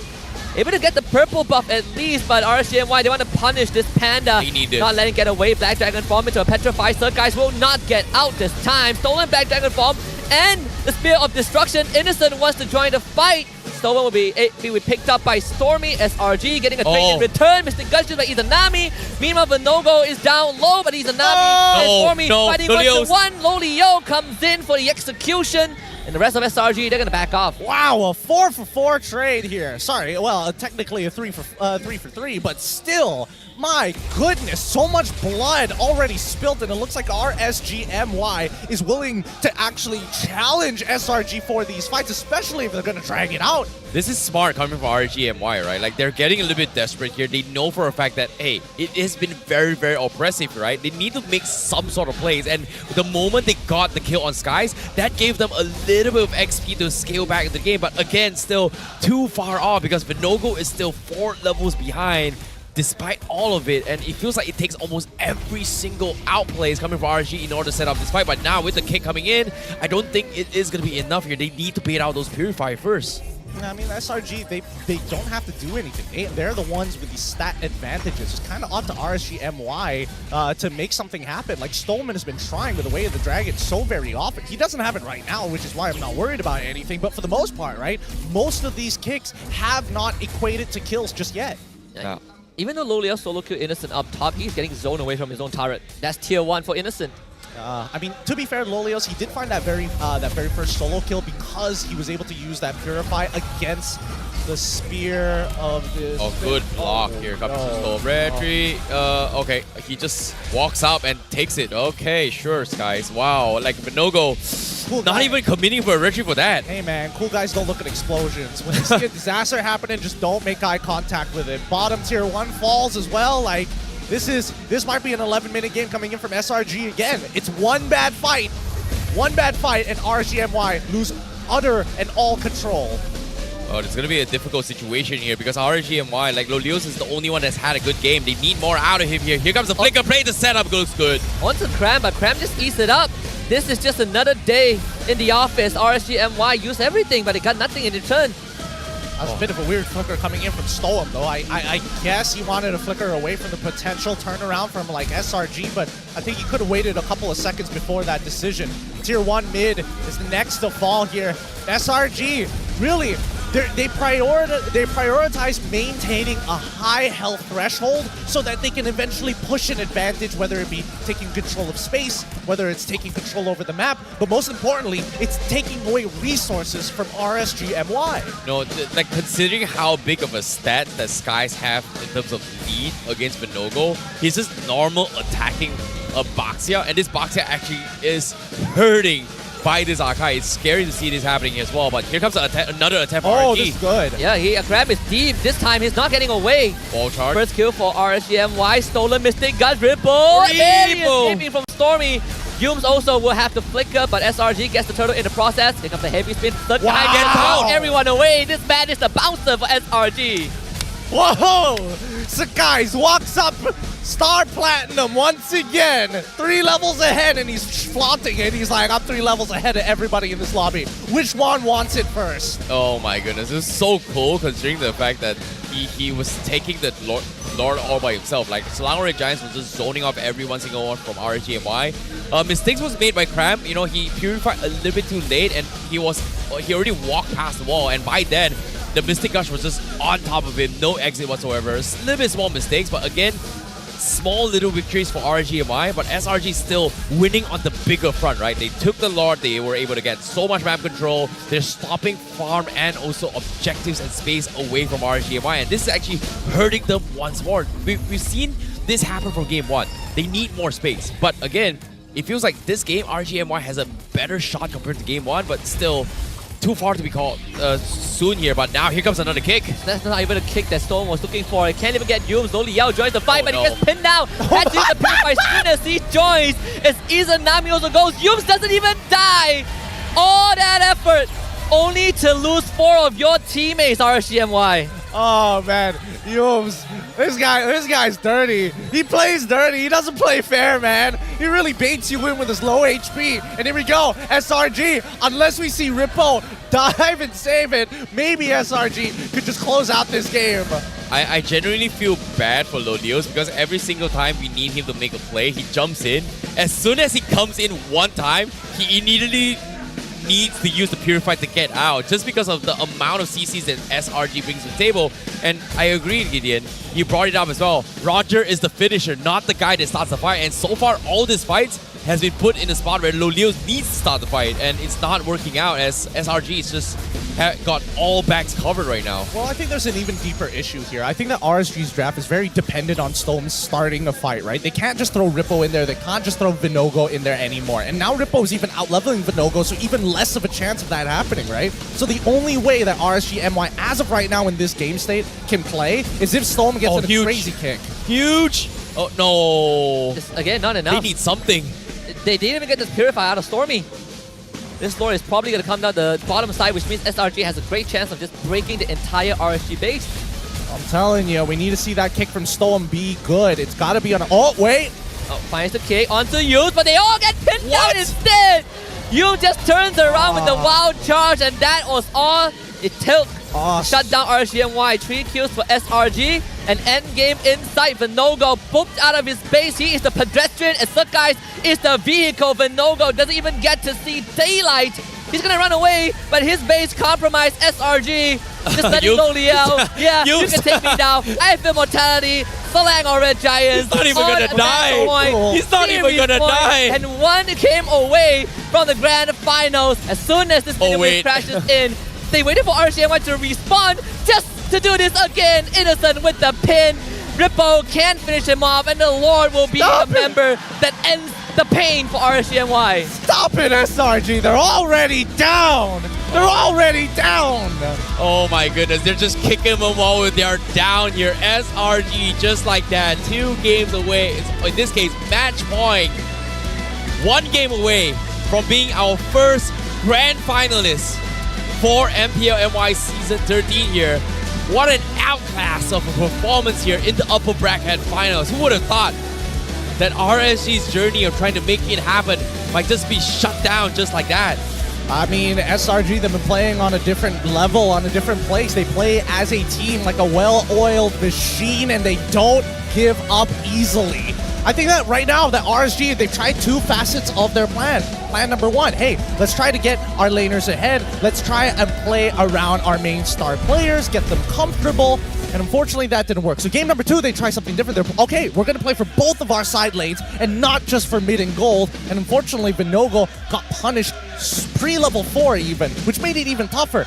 So far, it's just the early game that RSG has been severely blundering. I think it comes down to route rotation reading, right? Like, if you think about the fights on how they're going to be choosing the fights here, SRG has always set up in a way that they want to focus Vinogo as being the first guy to get shut down, especially first before either Skies or Vinogo hits level 4.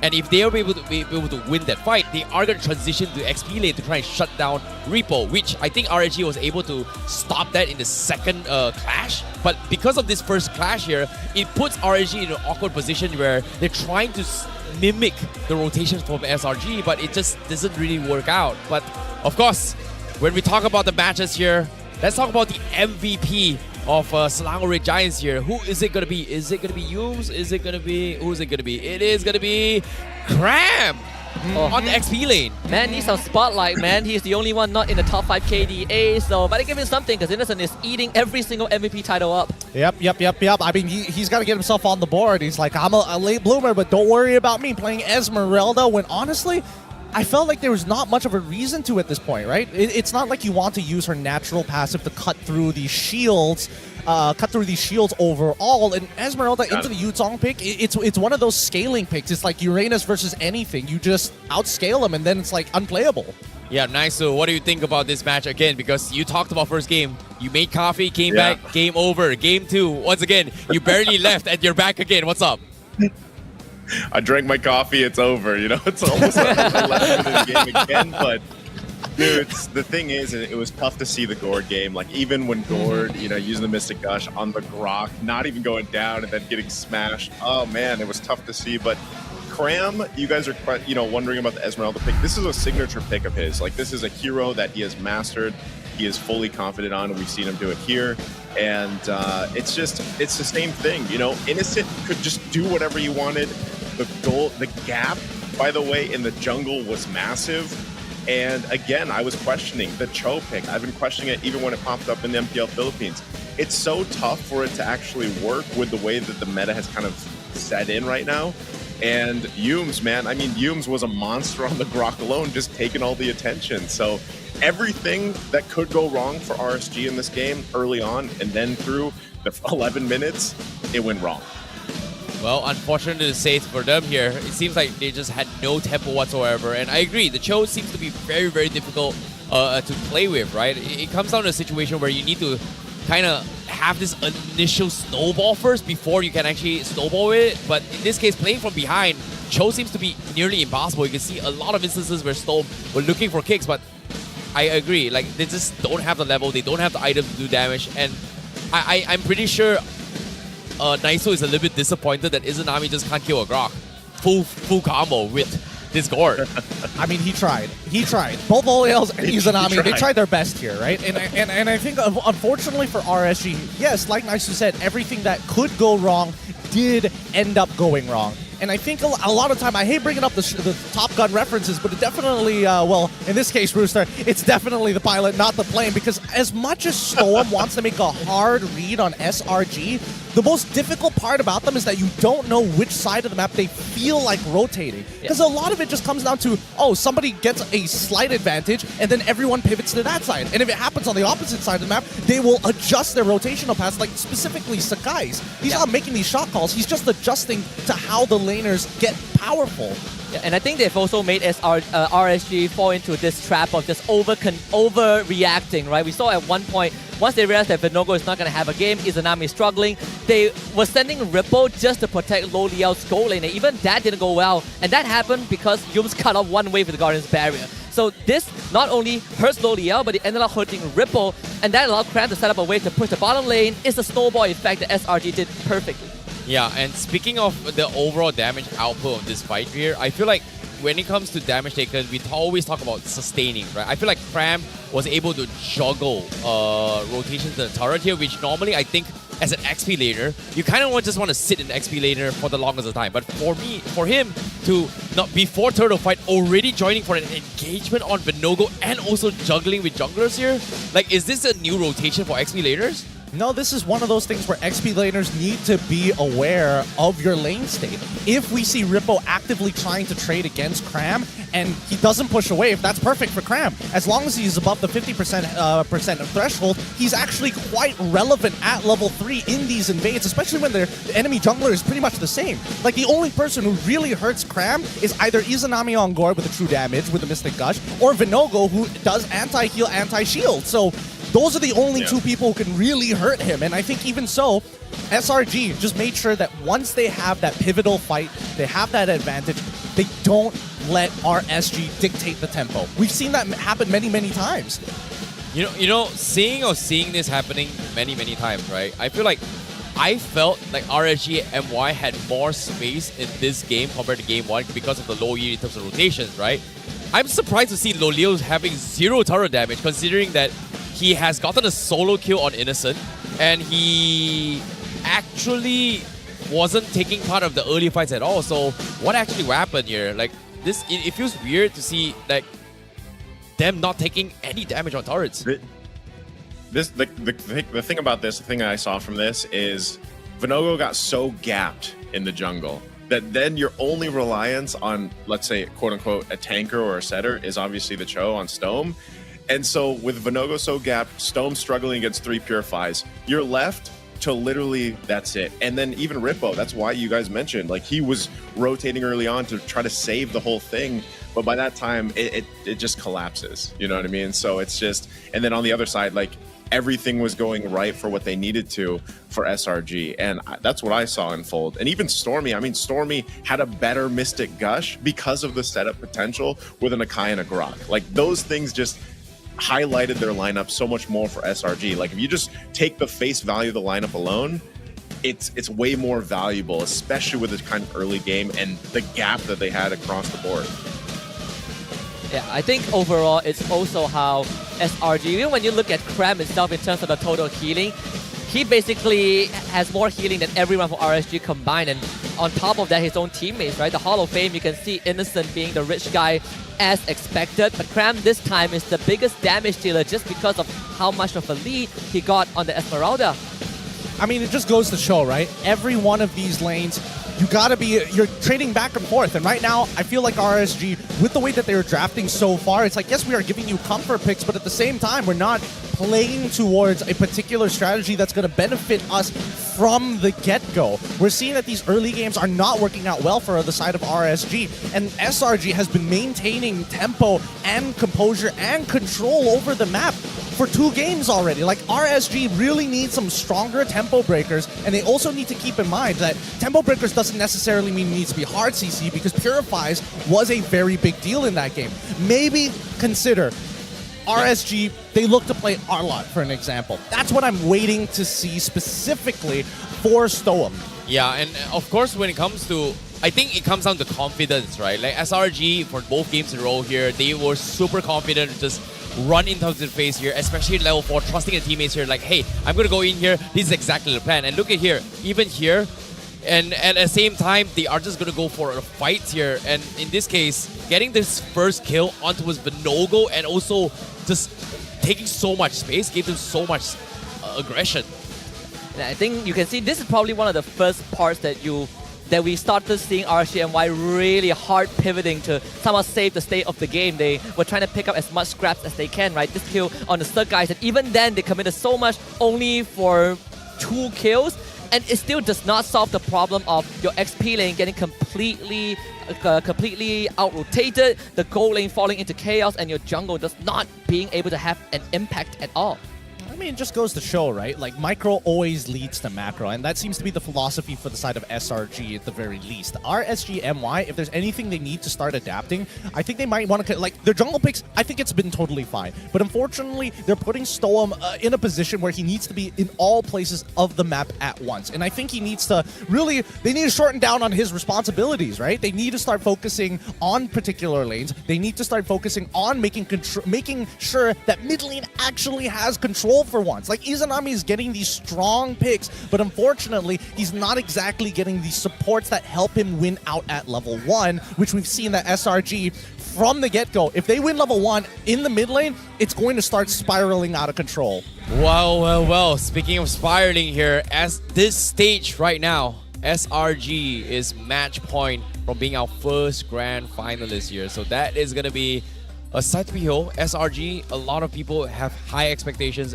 kind of expecting that they will be the ones to take it all the way, especially in this season. And with 1 game away, is it going to be all the way? Because it seems like RGMY doesn't seem to have any fight at all. I think that right now, SRG has done some great preparation. They know who their star players are. We saw it from draft number 1 to draft number 2. The adaptations have been pretty significant, and I think they're one of the few teams that even if RSG had like a weird pocket pick to kind of kick them in the shin, right?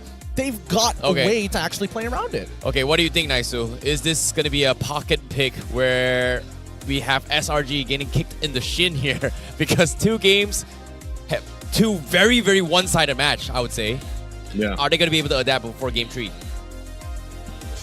This is tough, man.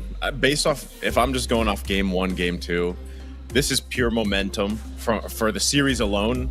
And I think it's hard to kind of adjust from that. Like, Gideon, I think, was the one, they're already down. They keep getting kicked. So, like, some miracle thing for RSG has to happen right now. Like, they need to collect all the power from their friends and believe in the power of friendship right now, because it's tough, man. 2 11-minute games back to back. And I think that's one of the crucial things is, I agree, they need to be able to lock down that mid, because so far it's been, Nana and Gord. And in both games, really, the effectiveness hasn't been there. And I think part of it, too, is maybe even just securing Vinogo a better time in the jungle, man. Because when you get down in the jungle early on and you can't compete for the objectives, your team starts to crumble actually around that, I feel like. So, part of that might be even, I'd love to see Arlot pop up. I think that could actually help them get great sets, keep things under control, and that's part of it. Let Vinogo really have a better time in the jungle, start from there, because otherwise, if they don't control that early on, man, I really do see this being a sweep now after seeing 1 and 2. Okay, thank you so much, Naisu. It seems like there is a lot of inputs coming in from Naisu. I'm curious to see what the host has to say as well, because we have a small things to see how things are at the stadium here as we throw it over to Rose. Terima kasih kepada caster-caster kita. Hai semua, this is Rose. First of all, I just nak cakap good morning kepada semua yang tengah nonton MPL Malaysia. And with me right now, kita ada satu special guest. So, hi, how are you, Subway? Hai, sihat, Alhamdulillah. Sehat. Okay, I nak tanya. I don't think it's obvious enough. Hari ni Subway datang MPL sokong pasukan mana? Of course, SRG. Why SRG? Sebab SRG ada kawan-kawan. Oh, okay. Ada kawan-kawan. You talking about kawan-kawan lah kan? Pusing? Alright. Dia cakap dia datang sokong kawan-kawan tapi dia pakai baju Stormy. So, as Stormy's ex-teammate, how do you think his performance dalam SRG change? Dan do you rasa like SRG ni is really the perfect fit for Stormy? Mungkin sebab dekat SRG boleh nampak dia lagi menelah daripada tim-tim sebelum ni. Okay, now let's talk about the game kan. Tadi I'm pretty sure you were watching game 1 and game 2. Now, sekarang dah match point. Diorang perlukan satu lagi menang, satu lagi mata untuk masuk grand finals dah. Securing at least wild card dekat Riyadh kan. So, what do you think? Apa pendapat awak pasal game tadi? Game 1 dengan game 2. How did you think SRG did? And do you think that this is grand finals ready? First dengan second game tu, I think SRG menang dari segi rotation, and then boleh nampak Vinogo tak level 4 dari first game sampai second game, dia orang tak ada buat apa-apa, and then dari sana dia orang boleh snowball sampai habis game. Sebab tu tengok dua-dua game 10 minit tu. I see. Okay. Now, dua-dua game you suka ke tengok macam game one-sided ni, ke you lagi suka tengok macam, sengit, super duper close long game? Tak suka sebenarnya sebab dua-dua game 10 minit. Tak best lah tengok. Tak best. As an audience, tak best. Tapi as players, I'm pretty sure they love it a lot. And I'm pretty sure the casters love it too lah. Tak payah cakap banyak sangat kan. Okay, now, what are your last words ataupun words of encouragement to SRG for this match point game to secure the first grand final ticket of the season? Untuk SRG, good luck, and saya rasa dah 3-0 kot. And then, wish you all the best. And bawa nama Malaysia ke national dan harumkan nama Malaysia lah. Wow, I like that. Really an amazing friendship. Alright, so sekarang kita nak throw it back to the casters untuk start game ketiga dalam Best of 5 series ini. Thank you so much, Rose. And I have some unfortunate news for Naisu, because he said gathering friendship is going to be very, very important here. But the friendship coming in from Subway for Stormy, as well as SRG seems to be the stronger ones here, as RSG needs a lot to actually make a potential comeback. Naisu, what do you think? Friendship, yay or nay? It's always yay, man. Friends, good friends, and friendship is what you want in your life. You know what I mean? Nice baby 1-2. All right. So now we are going to be jumping into the. Yeah, I would say, Naisu, I think you missed out one crucial part. Okay. There's the friendships, right? There's family, relatives, and then there's the flashbacks. You know, you gotta go down memory lane. That's where you conjure the full power of friendship. I don't know where this main character that's true. energy is coming from, but I'm hating it. I hate every little bit of it because right now this is tournament lives for RSG, and here we are talking anime about somebody who's about to be put in their graves here. Unless they've got a new line of hope, and maybe this could be on that red side against SRG. I'm not gonna lie, RSG MY from the start of playoffs, they were definitely the underdogs coming into the tournament, right? Like we were expecting them to be knocked out at day number 2 at least here. Day 1 against the Hawk. Yeah, sure, they're gonna be able to take the game, but for them to even drag it out towards I would say a 3-1 situation, which I think could have gone towards game 5. It feels like RSG has been playing on fumes here, and right now SRG is just here to just put out the flames. Nah, it's not about exhaustion. It's really about the draft the majority of the time, right? Because like RSG, they're playing very individually. They're distributing eggs around in a couple of baskets and are thinking maybe one of them is gonna turn me into a millionaire. But unfortunately, you kind of have to make all of these baskets line up in a particular way to get that sort of profit. And I think right now, based on what I'm seeing in the draft, it's looking a little similar to game number 1. I think they have a bit of a tweak in their game plan, however. Wonder what the flashback is going to be. I agree with Nice bringing out the Arlet. I was just going to add too, you got to remember, you guys did the comparison. I know for some of the viewers out there, maybe they missed the beginning, but it's Coach Arcadia and Coach Sora, obviously, doing a lot of this work here. And I think it's right. Gideon is right. The draft so far has been on point from SRG, and now they pick up the chip, first pick.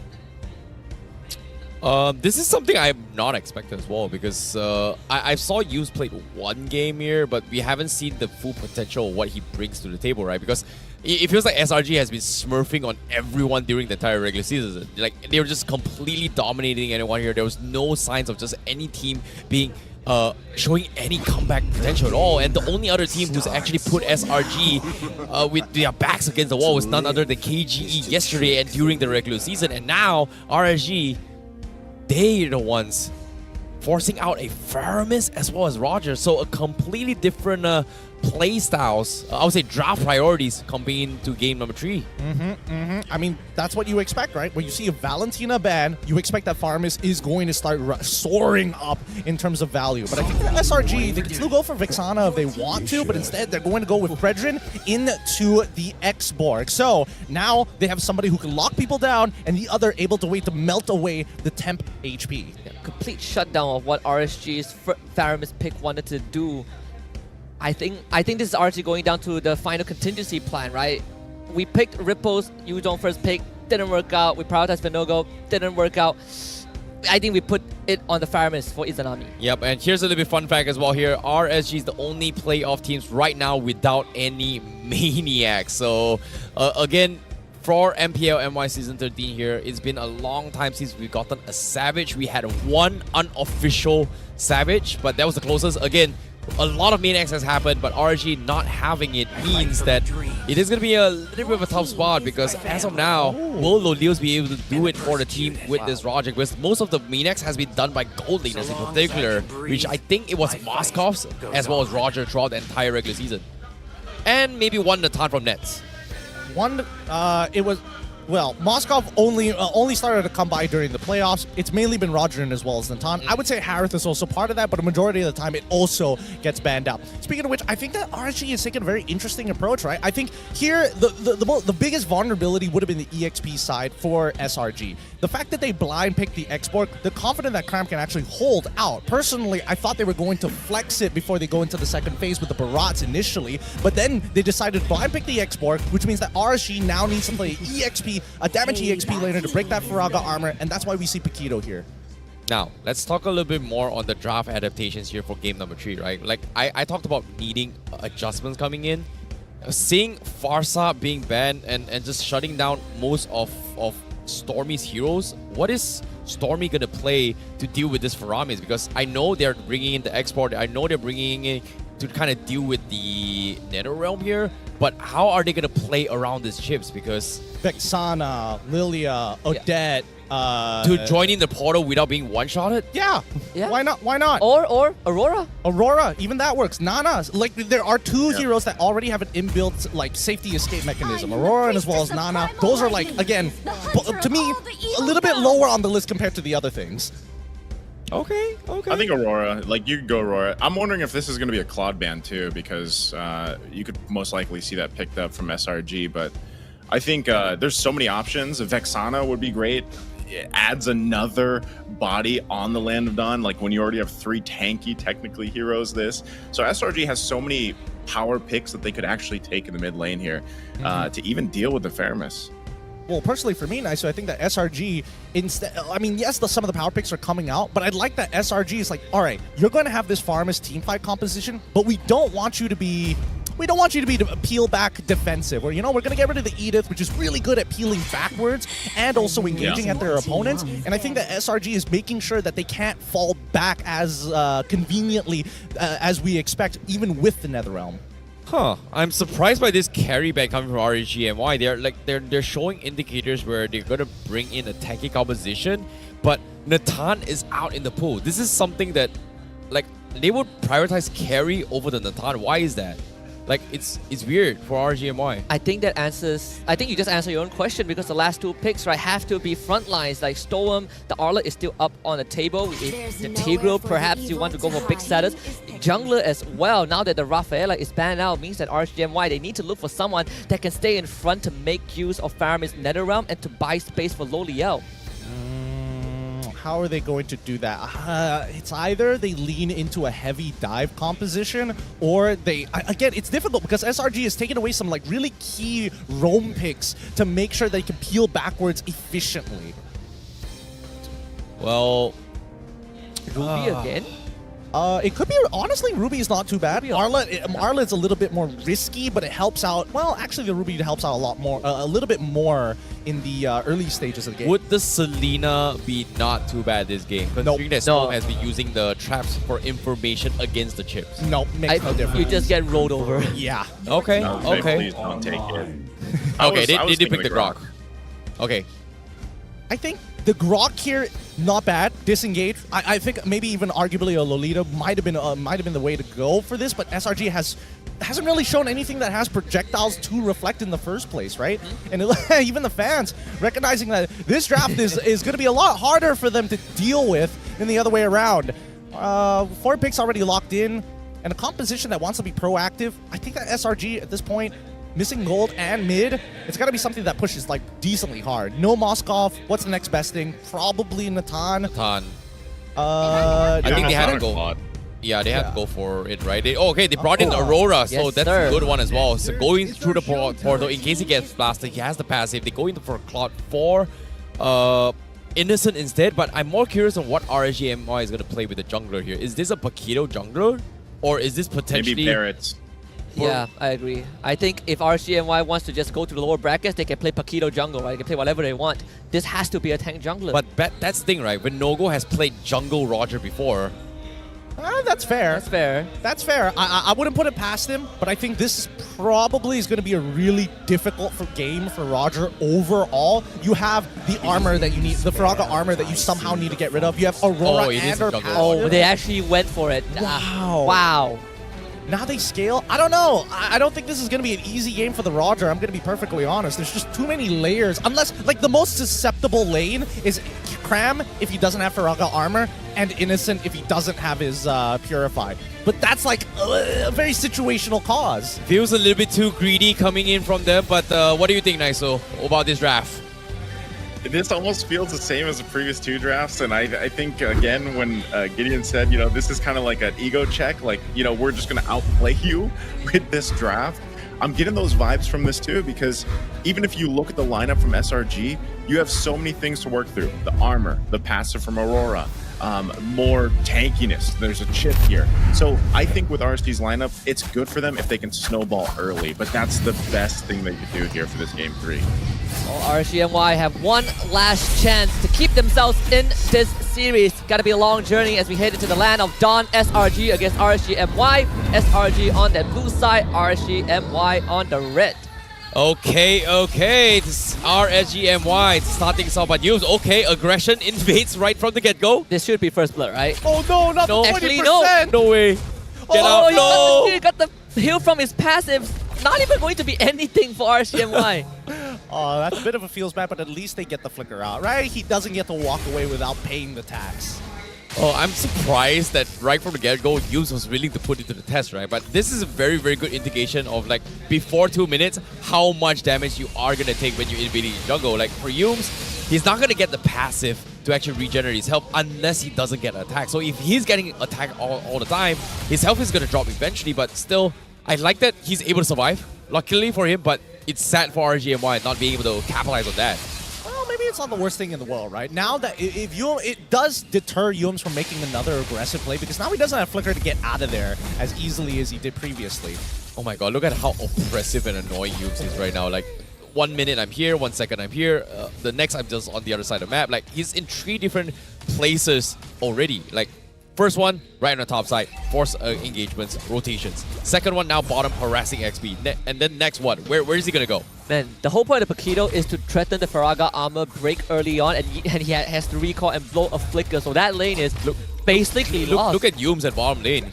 Like, he's just making sure that he can't play the game at all. No, this lane is over. He can't play. Repo just completely focused out. It's not shutting down Vinogo this game. It's just making sure Repo can't play the game. I mean, Cram, he played this lane really, really well, right? I mean, they're not going to get anything off of this.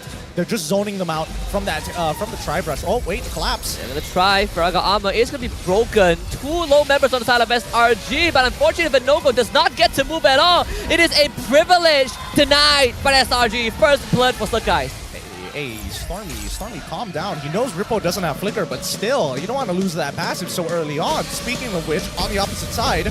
Well, you say that. Stormy now loses his passive, but picks out Rippo in the process. Oh, he survives? No. And Stone had to flicker for that, but it's really worth it though. Has the ultimate right now. So guys, level 5, it should be an easy hurdle secured by Cram. RSG still wants more. Vinogo back in the frame. No but guys, and Yumes just too strong. RSG-MY dropping the ball before the game even began. 4 kills for SRG. No. My goodness here. Like Storm, he's just trying his best here. Even the purple buff is getting invaded here. Great reset coming from Storm. It's going to buy a little bit more time to try and get Vinogo into position. But I feel like in that particular fight, it feels like Skies with the 3-man taunt saves Cram. Cram was able to just buy so much space, you know, even though it was a beautiful setup from Storm with the 3-man wall charge, but now another attempt comes in. Man, they were just waiting for Vinogo to go for the Lycan Pounce. Sure, they get Stormy, but the Netherrealm is already gone. So guys, a bit out of position this time, getting jumped on. Vinogo wants the kill stunned up by Yumes, but still collects the guys. And maybe this is SRG overstepping a little bit. It's going to be Rippo deliver a double kill. Cram shows up the last stand. He could not find Vinogo and now has to perhaps give up his life. RSG-MY finding the bleeding spot and finding a couple. Finally, some momentum coming back for the side of RSG-MY. They're not only doing their chores, but they're also rotating accordingly. I do think that there was a bit of a mistake, though. Initially, Vinogo probably shouldn't have chain died there. He died the first time. Okay, he comes back to try and contest for the turtle one more time. That's where you call it quits, right? You may not be ultimate dependent, but I sure as hell think that 2 levels, or at least a level lead from the side of SRG is enough to deter you, that you need to clear up the rest of your jungle before you even think about it. Yeah, and Izanami, you know, with his first Netherrealm here, made such a huge impact in a way where they were able to kind of buy time for the team. They were able to get a little bit of small victory, right? But I think now RSG-MY has a better footing compared to the first 2 games. They finally figured out a way to kind of make sure that both Vinogo and Lolios has somewhat of a farm. But SRG, they have to respect this now because they have been annoying. But this is not scaling them far ahead like what you expect in game number 1 and game number 2. And in this next Turtle Clash, they have to be very careful on how they approach this. Maybe even bait out the Purifies as well as the Netherrealm coming from Izanami. They did pull Yumes in with the Shadow Stampede. RSGMY might have to take this fight. Lolia trying to break the portal that this chip set down, but Innocent is going to show up with the Blazing Duet onto Veinogo, and of course the last sandy from Cram finds the finisher. Ripple in the back does get rid of the chip, but Sakai finds the big slam, and that is Lolia removed from the fight. RSGMY again losing members one by one. Storm forced to retreat, and Ripple left to his own devices. SRG still going for the chase. Under turret does not get the taunt. Hey, wait. Wait, it's not over yet. Stormy. Wait. Storm still wants it? Stormy, what? He was able to survive that. What? Like, what? What was that? What was that? It's not done just yet. Veinogo wants this.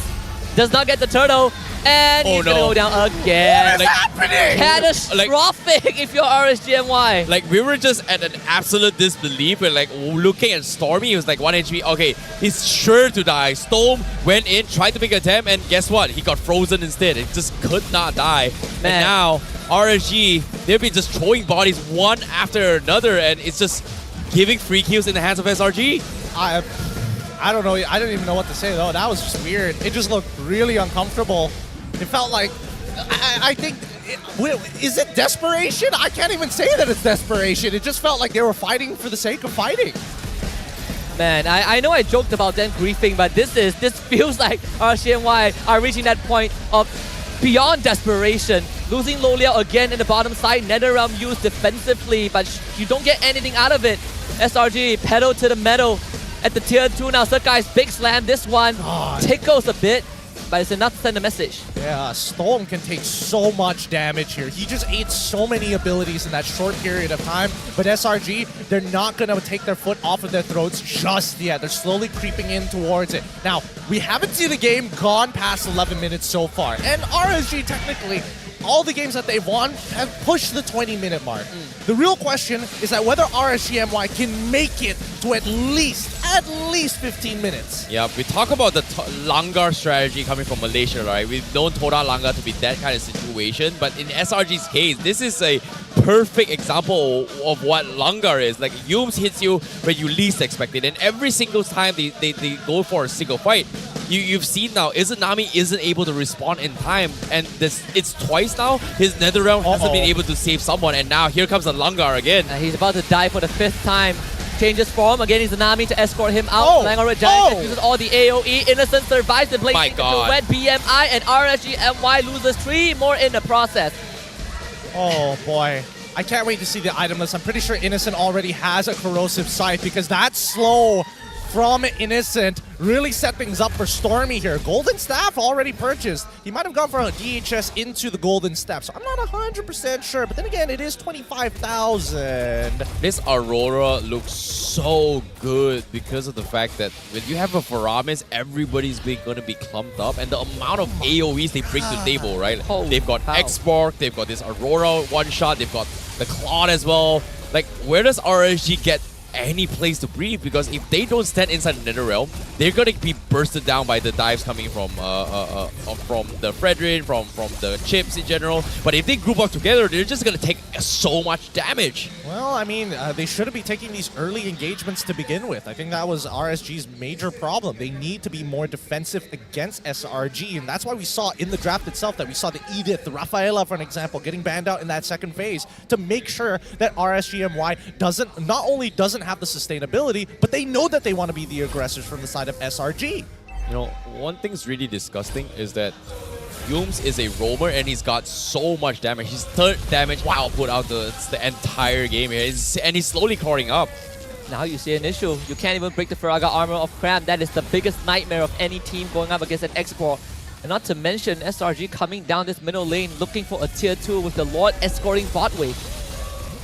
Oh, speaking of a Lord escorting bot wave here, like the collapse is about to happen as well. RSGMY, Lolios, just they need more out of Lolios, but can they buy time for him to actually deal some sort of damage? Because as of now, SRG, they just got so much to work with. Like, when we talk about winning early engagements, Chips has got you into this point.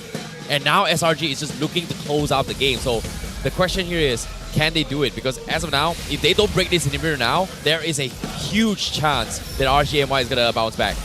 And SRG just taking up as much space as humanly possible. Sakai's and Cram in the front, and that's Veinogo having to force to go back to the fountain. Miniways coming in from all angles.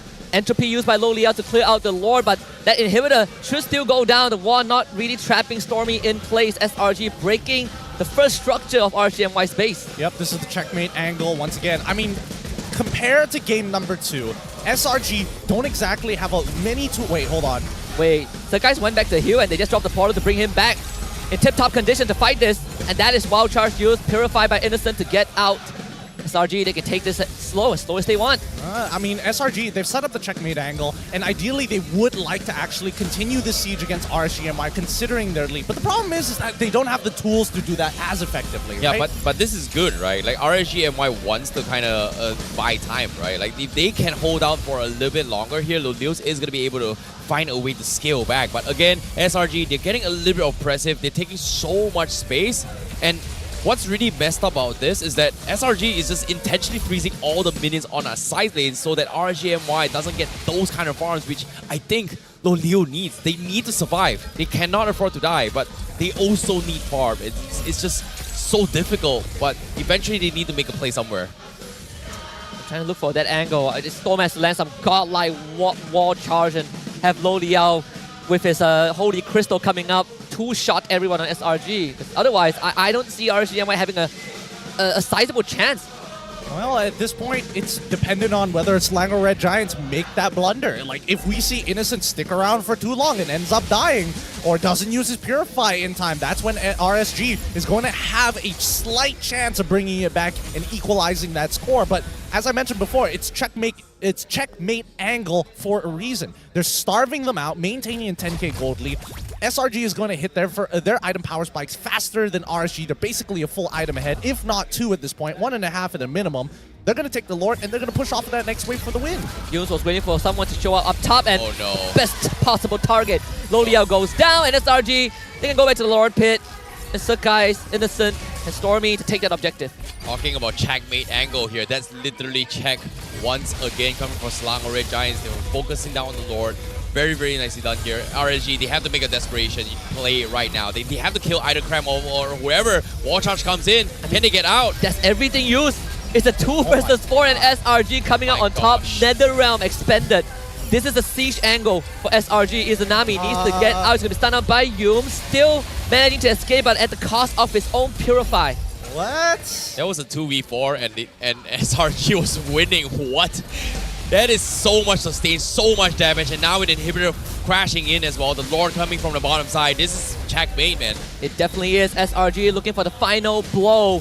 One more step into the grand finals, and they unleash their full force onto RSGMY. To RSGMY, SRG is an obstacle, but to SRG, RSGMY is just another stepping stone. SRG trio, they are grand finals bound. They've done it. Undefeated until the grand finals. They may have lost the game, but it's just a game. But SRG, the superior team, the superior force in MPL-MY Season 13, they have done the impossible. Well, I mean, it's a long, hard-fought victory for the side of SRG. RSG, they know they put up a fight, but it's not over for them just yet. Holy cow. GG, well played, SRG. This is the team you need to watch out for. Oh, what a game coming in from them. And let's take a look at what they have to say and how they feel up on stage. Winrose, take it away. First team to enter the grand finals in MPL Malaysia musim ke-13. Stadium MBSJ. Give it up for Selangor Red Giants. First of all, guys, congratulations. This is the first time that Selangor Red Giants will be advancing to the grand finals. Tapi ini adalah third grand finals untuk Stormy. Okay, so first, Stormy, you're one step away, one match away from securing your, macam orang kata, your first ever MPL trophy. Tapi, you guys technically dah secure pun MSC. It's either whether MSC ataupun wildcard. How confident are you with this lineup entering the international scene to represent Malaysia? 200% very confident. Wow, this is what we like to hear. Okay, and just now, we saw that I actually interviewed Subway, and he said that dia cakap that actually Stormy ni nampak sangat-sangat selesa dalam SRG. You shine differently in SRG. Benda ni you rasa as yourself, Stormy in SRG. Benda ni betul ke tak? Yeah, very much. Kenapa you rasa you have a better connection ataupun a stronger connection dengan SRG daripada team yang you pernah masuk dulu? Like I said before, because our age tak beza sangat, so we can bond very well. Yeah. So it's really one of the biggest factors. Yeah. Alright, thank you. Yums. Belum tanya lagi. Dia dah tanya apa? Belum lagi Yums, sabar. Okay, Yums. Kalau ini adalah third grand final untuk Stormy, ini adalah kali kelima pula Yums masuk grand finals and potentially juara ketiga untuk Yums. So Yums, how are you feeling pasal benda ni, and kalau boleh nak tahu you nak jumpa siapa dekat grand finals esok? Sesiapa je, kita orang tak takut siapa pun. Wow. Okay, dia cakap tak takut siapa-siapa pun. So, I nak tanya, pada pendapat Yums, semalam RSG clean sweep HOMEBOIS 3-0. Kalau you say siapa-siapa, you jumpa KGE ataupun HOMEBOIS di Grand Finals esok, you rasa Grand Finals ni akan ada match up 4-0 ke? Ataupun dia akan jadi sengit dan bagi game yang sangat-sangat seru? Jangan cakap 4-0, nanti Stormy sedih. Kenapa Stormy sedih? Oh, jangan dah macam tu, you guys ni. Alright guys, I'm pretty sure ramai nak tahu kan siapa MVP perlawanan ini. So, I nak dengar dulu Stadium MPSJ untuk korang, siapa yang layak sebenarnya jadi MVP?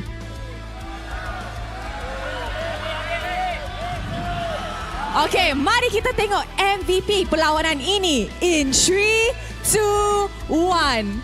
MVP untuk perlawanan ini jatuh kepada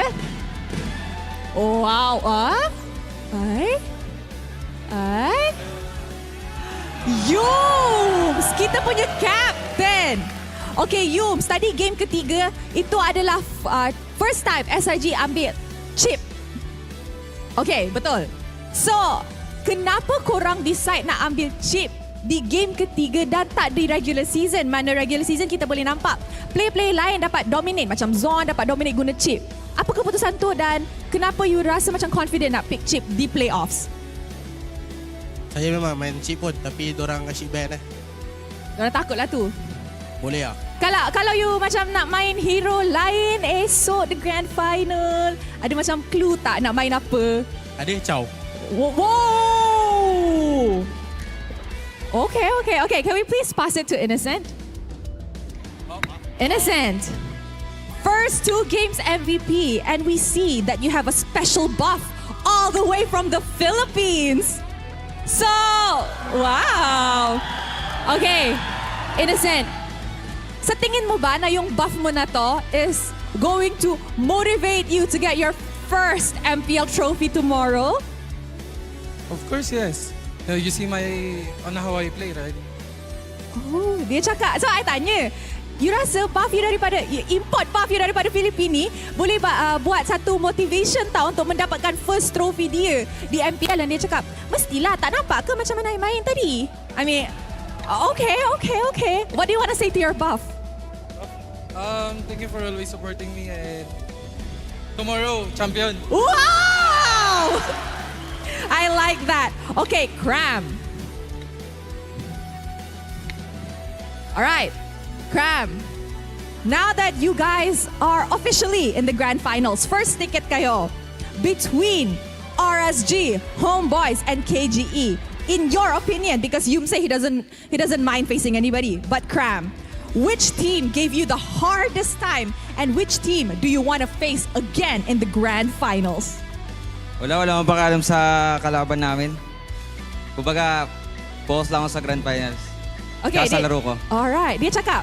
Sebab I tanya kan, dia macam pernah lawan semua pasukan dah. Pasukan mana yang bagi dia macam threat ataupun a hard time in his lane. Dan ni dia cakap, tak kisah pun pasal dorang. I ni fokus pasal gameplay dengan grand finals esok. Letaklah lawan siapa, janji kita orang menang. Okay, so, Sekais. before we wrap things up. Sekais, amazing game. Apa yang Sekais nak cakap kepada fans SRG, the ultras yang datang, and of course, don't forget to remind people to watch your grand final matchup tomorrow. Untuk fans Selangor Red Giant, terima kasih sebab support, especially untuk Atras dan especially juga untuk kakak saya datang, abang saya. Terima kasih sebab datang. Jangan lupa untuk support grand final esok. All right, thank you very much. You guys may now go celebrate your sweet, sweet victory. Guys, once again, Selangor Red Giants ialah pasukan pertama yang akan masuk ke Grand Finals. Selepas ni kita akan tengok satu lagi lower bracket game. Tapi sebelum tu, let's show it back to the casters for them to dissect how Selangor Red Giants swept the floor 3-0. Well. Thank you so much, Rose. There it is. Your first finalist for the grand finals here. SRG, the MVP of the match, is going to be Yums here. And I think Naisu is going to be joining us to dissect this. Here's a little bit of translation of what Yums has said here, because I think he has pretty much, this is his first time playing chips from the side of SRG. And all of us were questioning, like for me in general, can he actually play the chips? And his answer was, I always knew how to play. It's just that people keep banning it here. And of course, Rose also asked, what else are we going to be expecting to see in the grand finals? He mentioned more Cho, hopefully. That's pretty much it. The rest in Tagalog, you understand. Yep. Yeah. I got all the same sentiments. I mean, from well, given that Innocent spoke English, props to him for the English there. And then Cram, same thing. I mean, he doesn't care who they face in the grand final. He wants to focus on the grand final and being the champion. I mean, truly, it's understandable. First off, Mr. Icy Baby, don't gaslight me. I didn't, nobody, no, it was just you. It was just you. It was like, can he play chip? I'm like, I mean, it fits his style. Fine, I'll admit it. I will tell you right now that SRG, it makes sense because I mentioned how this team plays off of small advantages in lane, and they pivot their entire rotations around that one advantage. Chip is the embodiment of that, so it works perfectly well with the identity of SRG. Yeah, for me, my question was, like in my opinion, I felt like, why didn't they play more chips? Because during the regular seasons, right, like there were a lot of instances, especially in SRG games, chips wasn't banned or picked at all, and they didn't really prioritize it. And for him to suddenly show it out, and it was like, you know what, I can play chips too. It's kind of like a shocker for me, but it is also a big indicator, a warning letter for whoever they face in the grand finals to make sure they ban off the chips though. I mean, you don't show all your cards in your first fight, right? You gotta slowly put it out. You know, if someone has a diamond, you show the hearts, and then you show the spade at the very end. SRG, they gotta play slow. So this chip is probably still at the tip of the iceberg. We thought we saw it all when we see Aurora in the regular season, but apparently not. Chip is also one of their trump cards. Yeah, you're starting to sound like a guy who's lost all his guest coins yesterday. I'm not gonna lie, I have actually lost a lot as well. Commiserations to HOMEBOIS fans. Yeah. Ouch. But of course now, Naisu, no, seeing how this draft is, you're like, what can you say? Like, I think first game, you went to make coffee, you came back, game's over. Second game, you drank coffee, you finished it, it's over. Now, what did you do? And it was over. He washed the cup. I washed the cup. No, man, like, to be honest, like I said, I am a Raider fan, but man, this was hard. This was hard for me as a Raider fan to watch it unfold because, you know, 11 minutes, so we nearly got to the 13-minute mark here. And it just feels like RSG was not able to find anything they were looking for throughout this entire series. And I think it is very deserving that Yums gets that match MVP because every single time, whether it was a Chip, the Grok, or Lolita, this guy obviously pays so much value to any lineup that SRG goes with. And I think that's why when you look across the board, I mean, they're able to shine. I love that Aurora popped up too, because Gideon was talking about it in the draft, and I think whether that was an Aurora, whether that was a Vexana, it would have done the same thing, you know, but with that passive being there for them, it really helped them play into this fairness. So again, there's not much to really break down about this game 3 because it was so one-sided. Yeah, and seeing how one-sided it is as well here, like I feel like SRG is just built different, and it's something about SRG compared to the rest of the team, right? They are undefeated for a reason, and of course, now I would like you to make a little bit of comparison here. Is SRG international worthy, or do you think any Filipino team is going to be able to take down SRG? Oh, that's actually what I was just talking about here. Is like, after seeing the playoffs unfold, because I heard of SRG, they were really good. They went through undefeated and everything, but I was like, I wonder how they're going to compete against international teams. And I really think that obviously we won't know until they get there. Now, whether that's in the actual main event of MST or the wild card, we'll have to see where they land. But so far, things look good. I just think, obviously, when we get to the topic of international, things change a little bit, and that I feel like that'll be the true test for them. Of course, for the grand final, though, we never know. We never know what could pop up in the best of 7 when you get to that point later on when we find out who eventually they're going to play tomorrow. Yeah, and I think overall for SRG, the fact that they are playing on such a high level, I know we've gone through this a lot of times, but every time you see it just feels so fresh, right? They show us something new, they show us the intricate fundamentals of the micro, the macro play that you most of the time overlooked, and it becomes very glaring when it's such a stomp. It really feels like they did everything right, and MPL-MY kind of did everything wrong in a certain way. But overall, it starts from the draft, and then the translation with Yoons being the enabler and Stormy being able to back him up. The team effort was what tied SRG together overall. It just shows that they've got so much variations and styles they can play with, right? Like, I think even yesterday as well, they talked about experimenting. The game that they lost, they were just willing to give a game. They were thinking of experimenting on the Rafaela being a carry for Yoons, but I feel like SRG is just built different. Like, they can just, like, for a playoffs, trying a draft, hello? Excuse me? What? I mean, all of this has been practiced extensively. We've heard from even some of the best teams around the world, right? They've mentioned SRG in interviews. They are making waves. Yeah. Currently, they haven't made it to an international just yet. Until tomorrow, that's when we're going to have to wait and see. But for the most part, this team is extremely hopeful, and you can see why.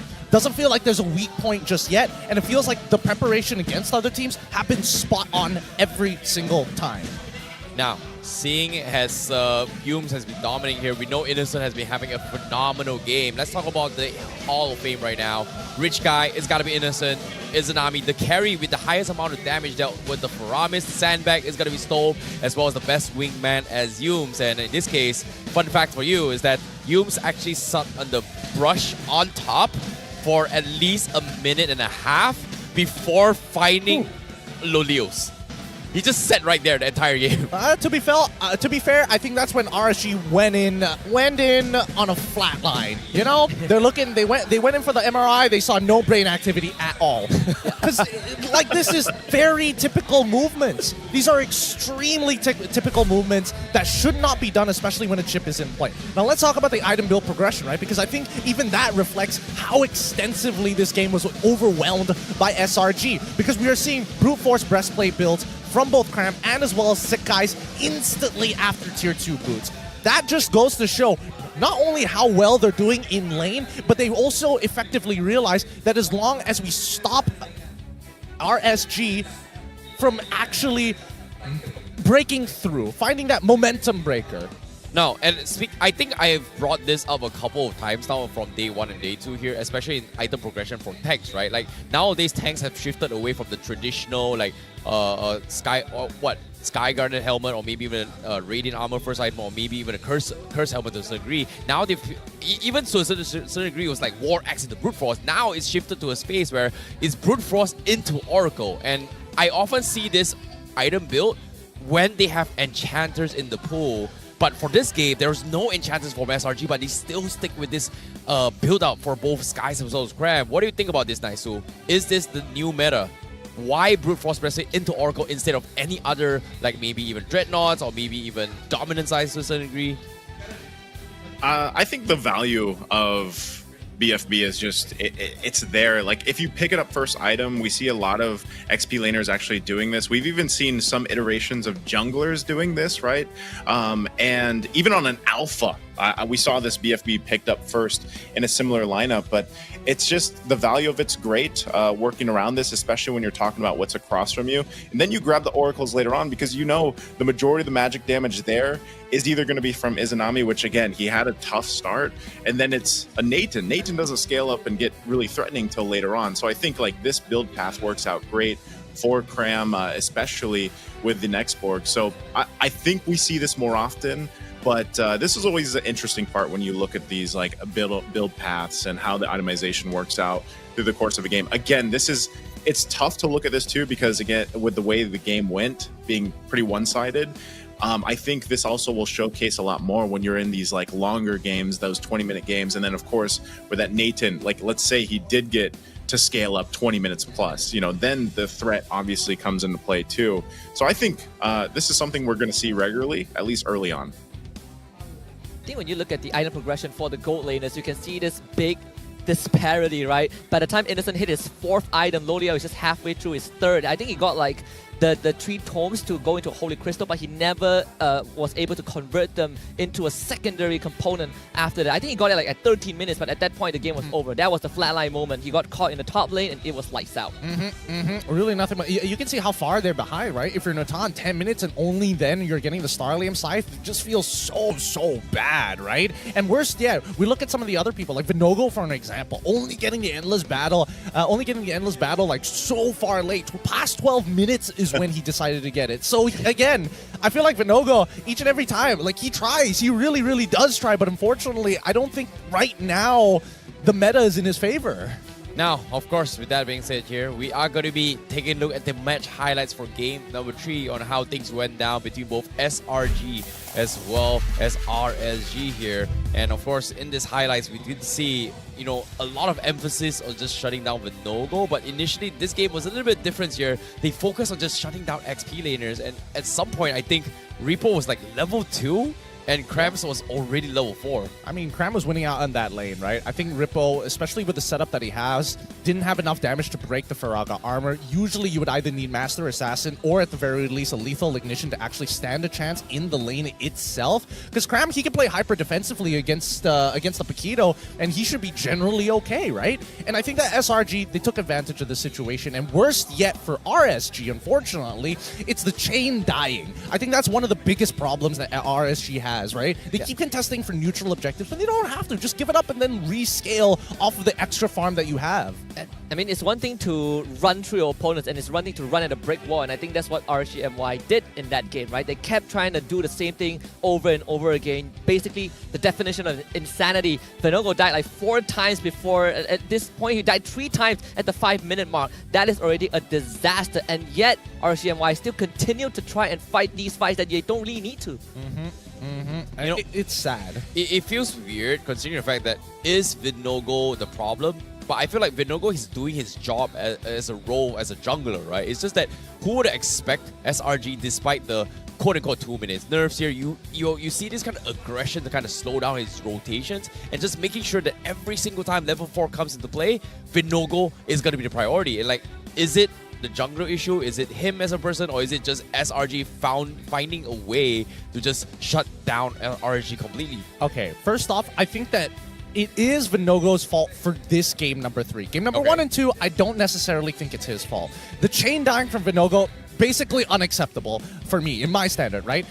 But I can't 100% blame him, right? After a really tough game, no outs, no support, no side lanes, there's nothing much he can really do. Agreed. But as of now, your first grand finalist is going to be playing for the first best of 7 tomorrow is going to be SRG. However, they are going to be waiting for the remaining matches of today to be completed to know who they are going to be facing off. So SRG, they played 1 game. They are going to be taking the rest of the day off because it's a well-deserved break, right? Considering like that was a very easy 3-0 for them. However, on the bottom side, KGE and HOMEBOIS is going to be playing later on, and RSG is going to be waiting on that match as RSG being sent down in the lower brackets, using up their first lives.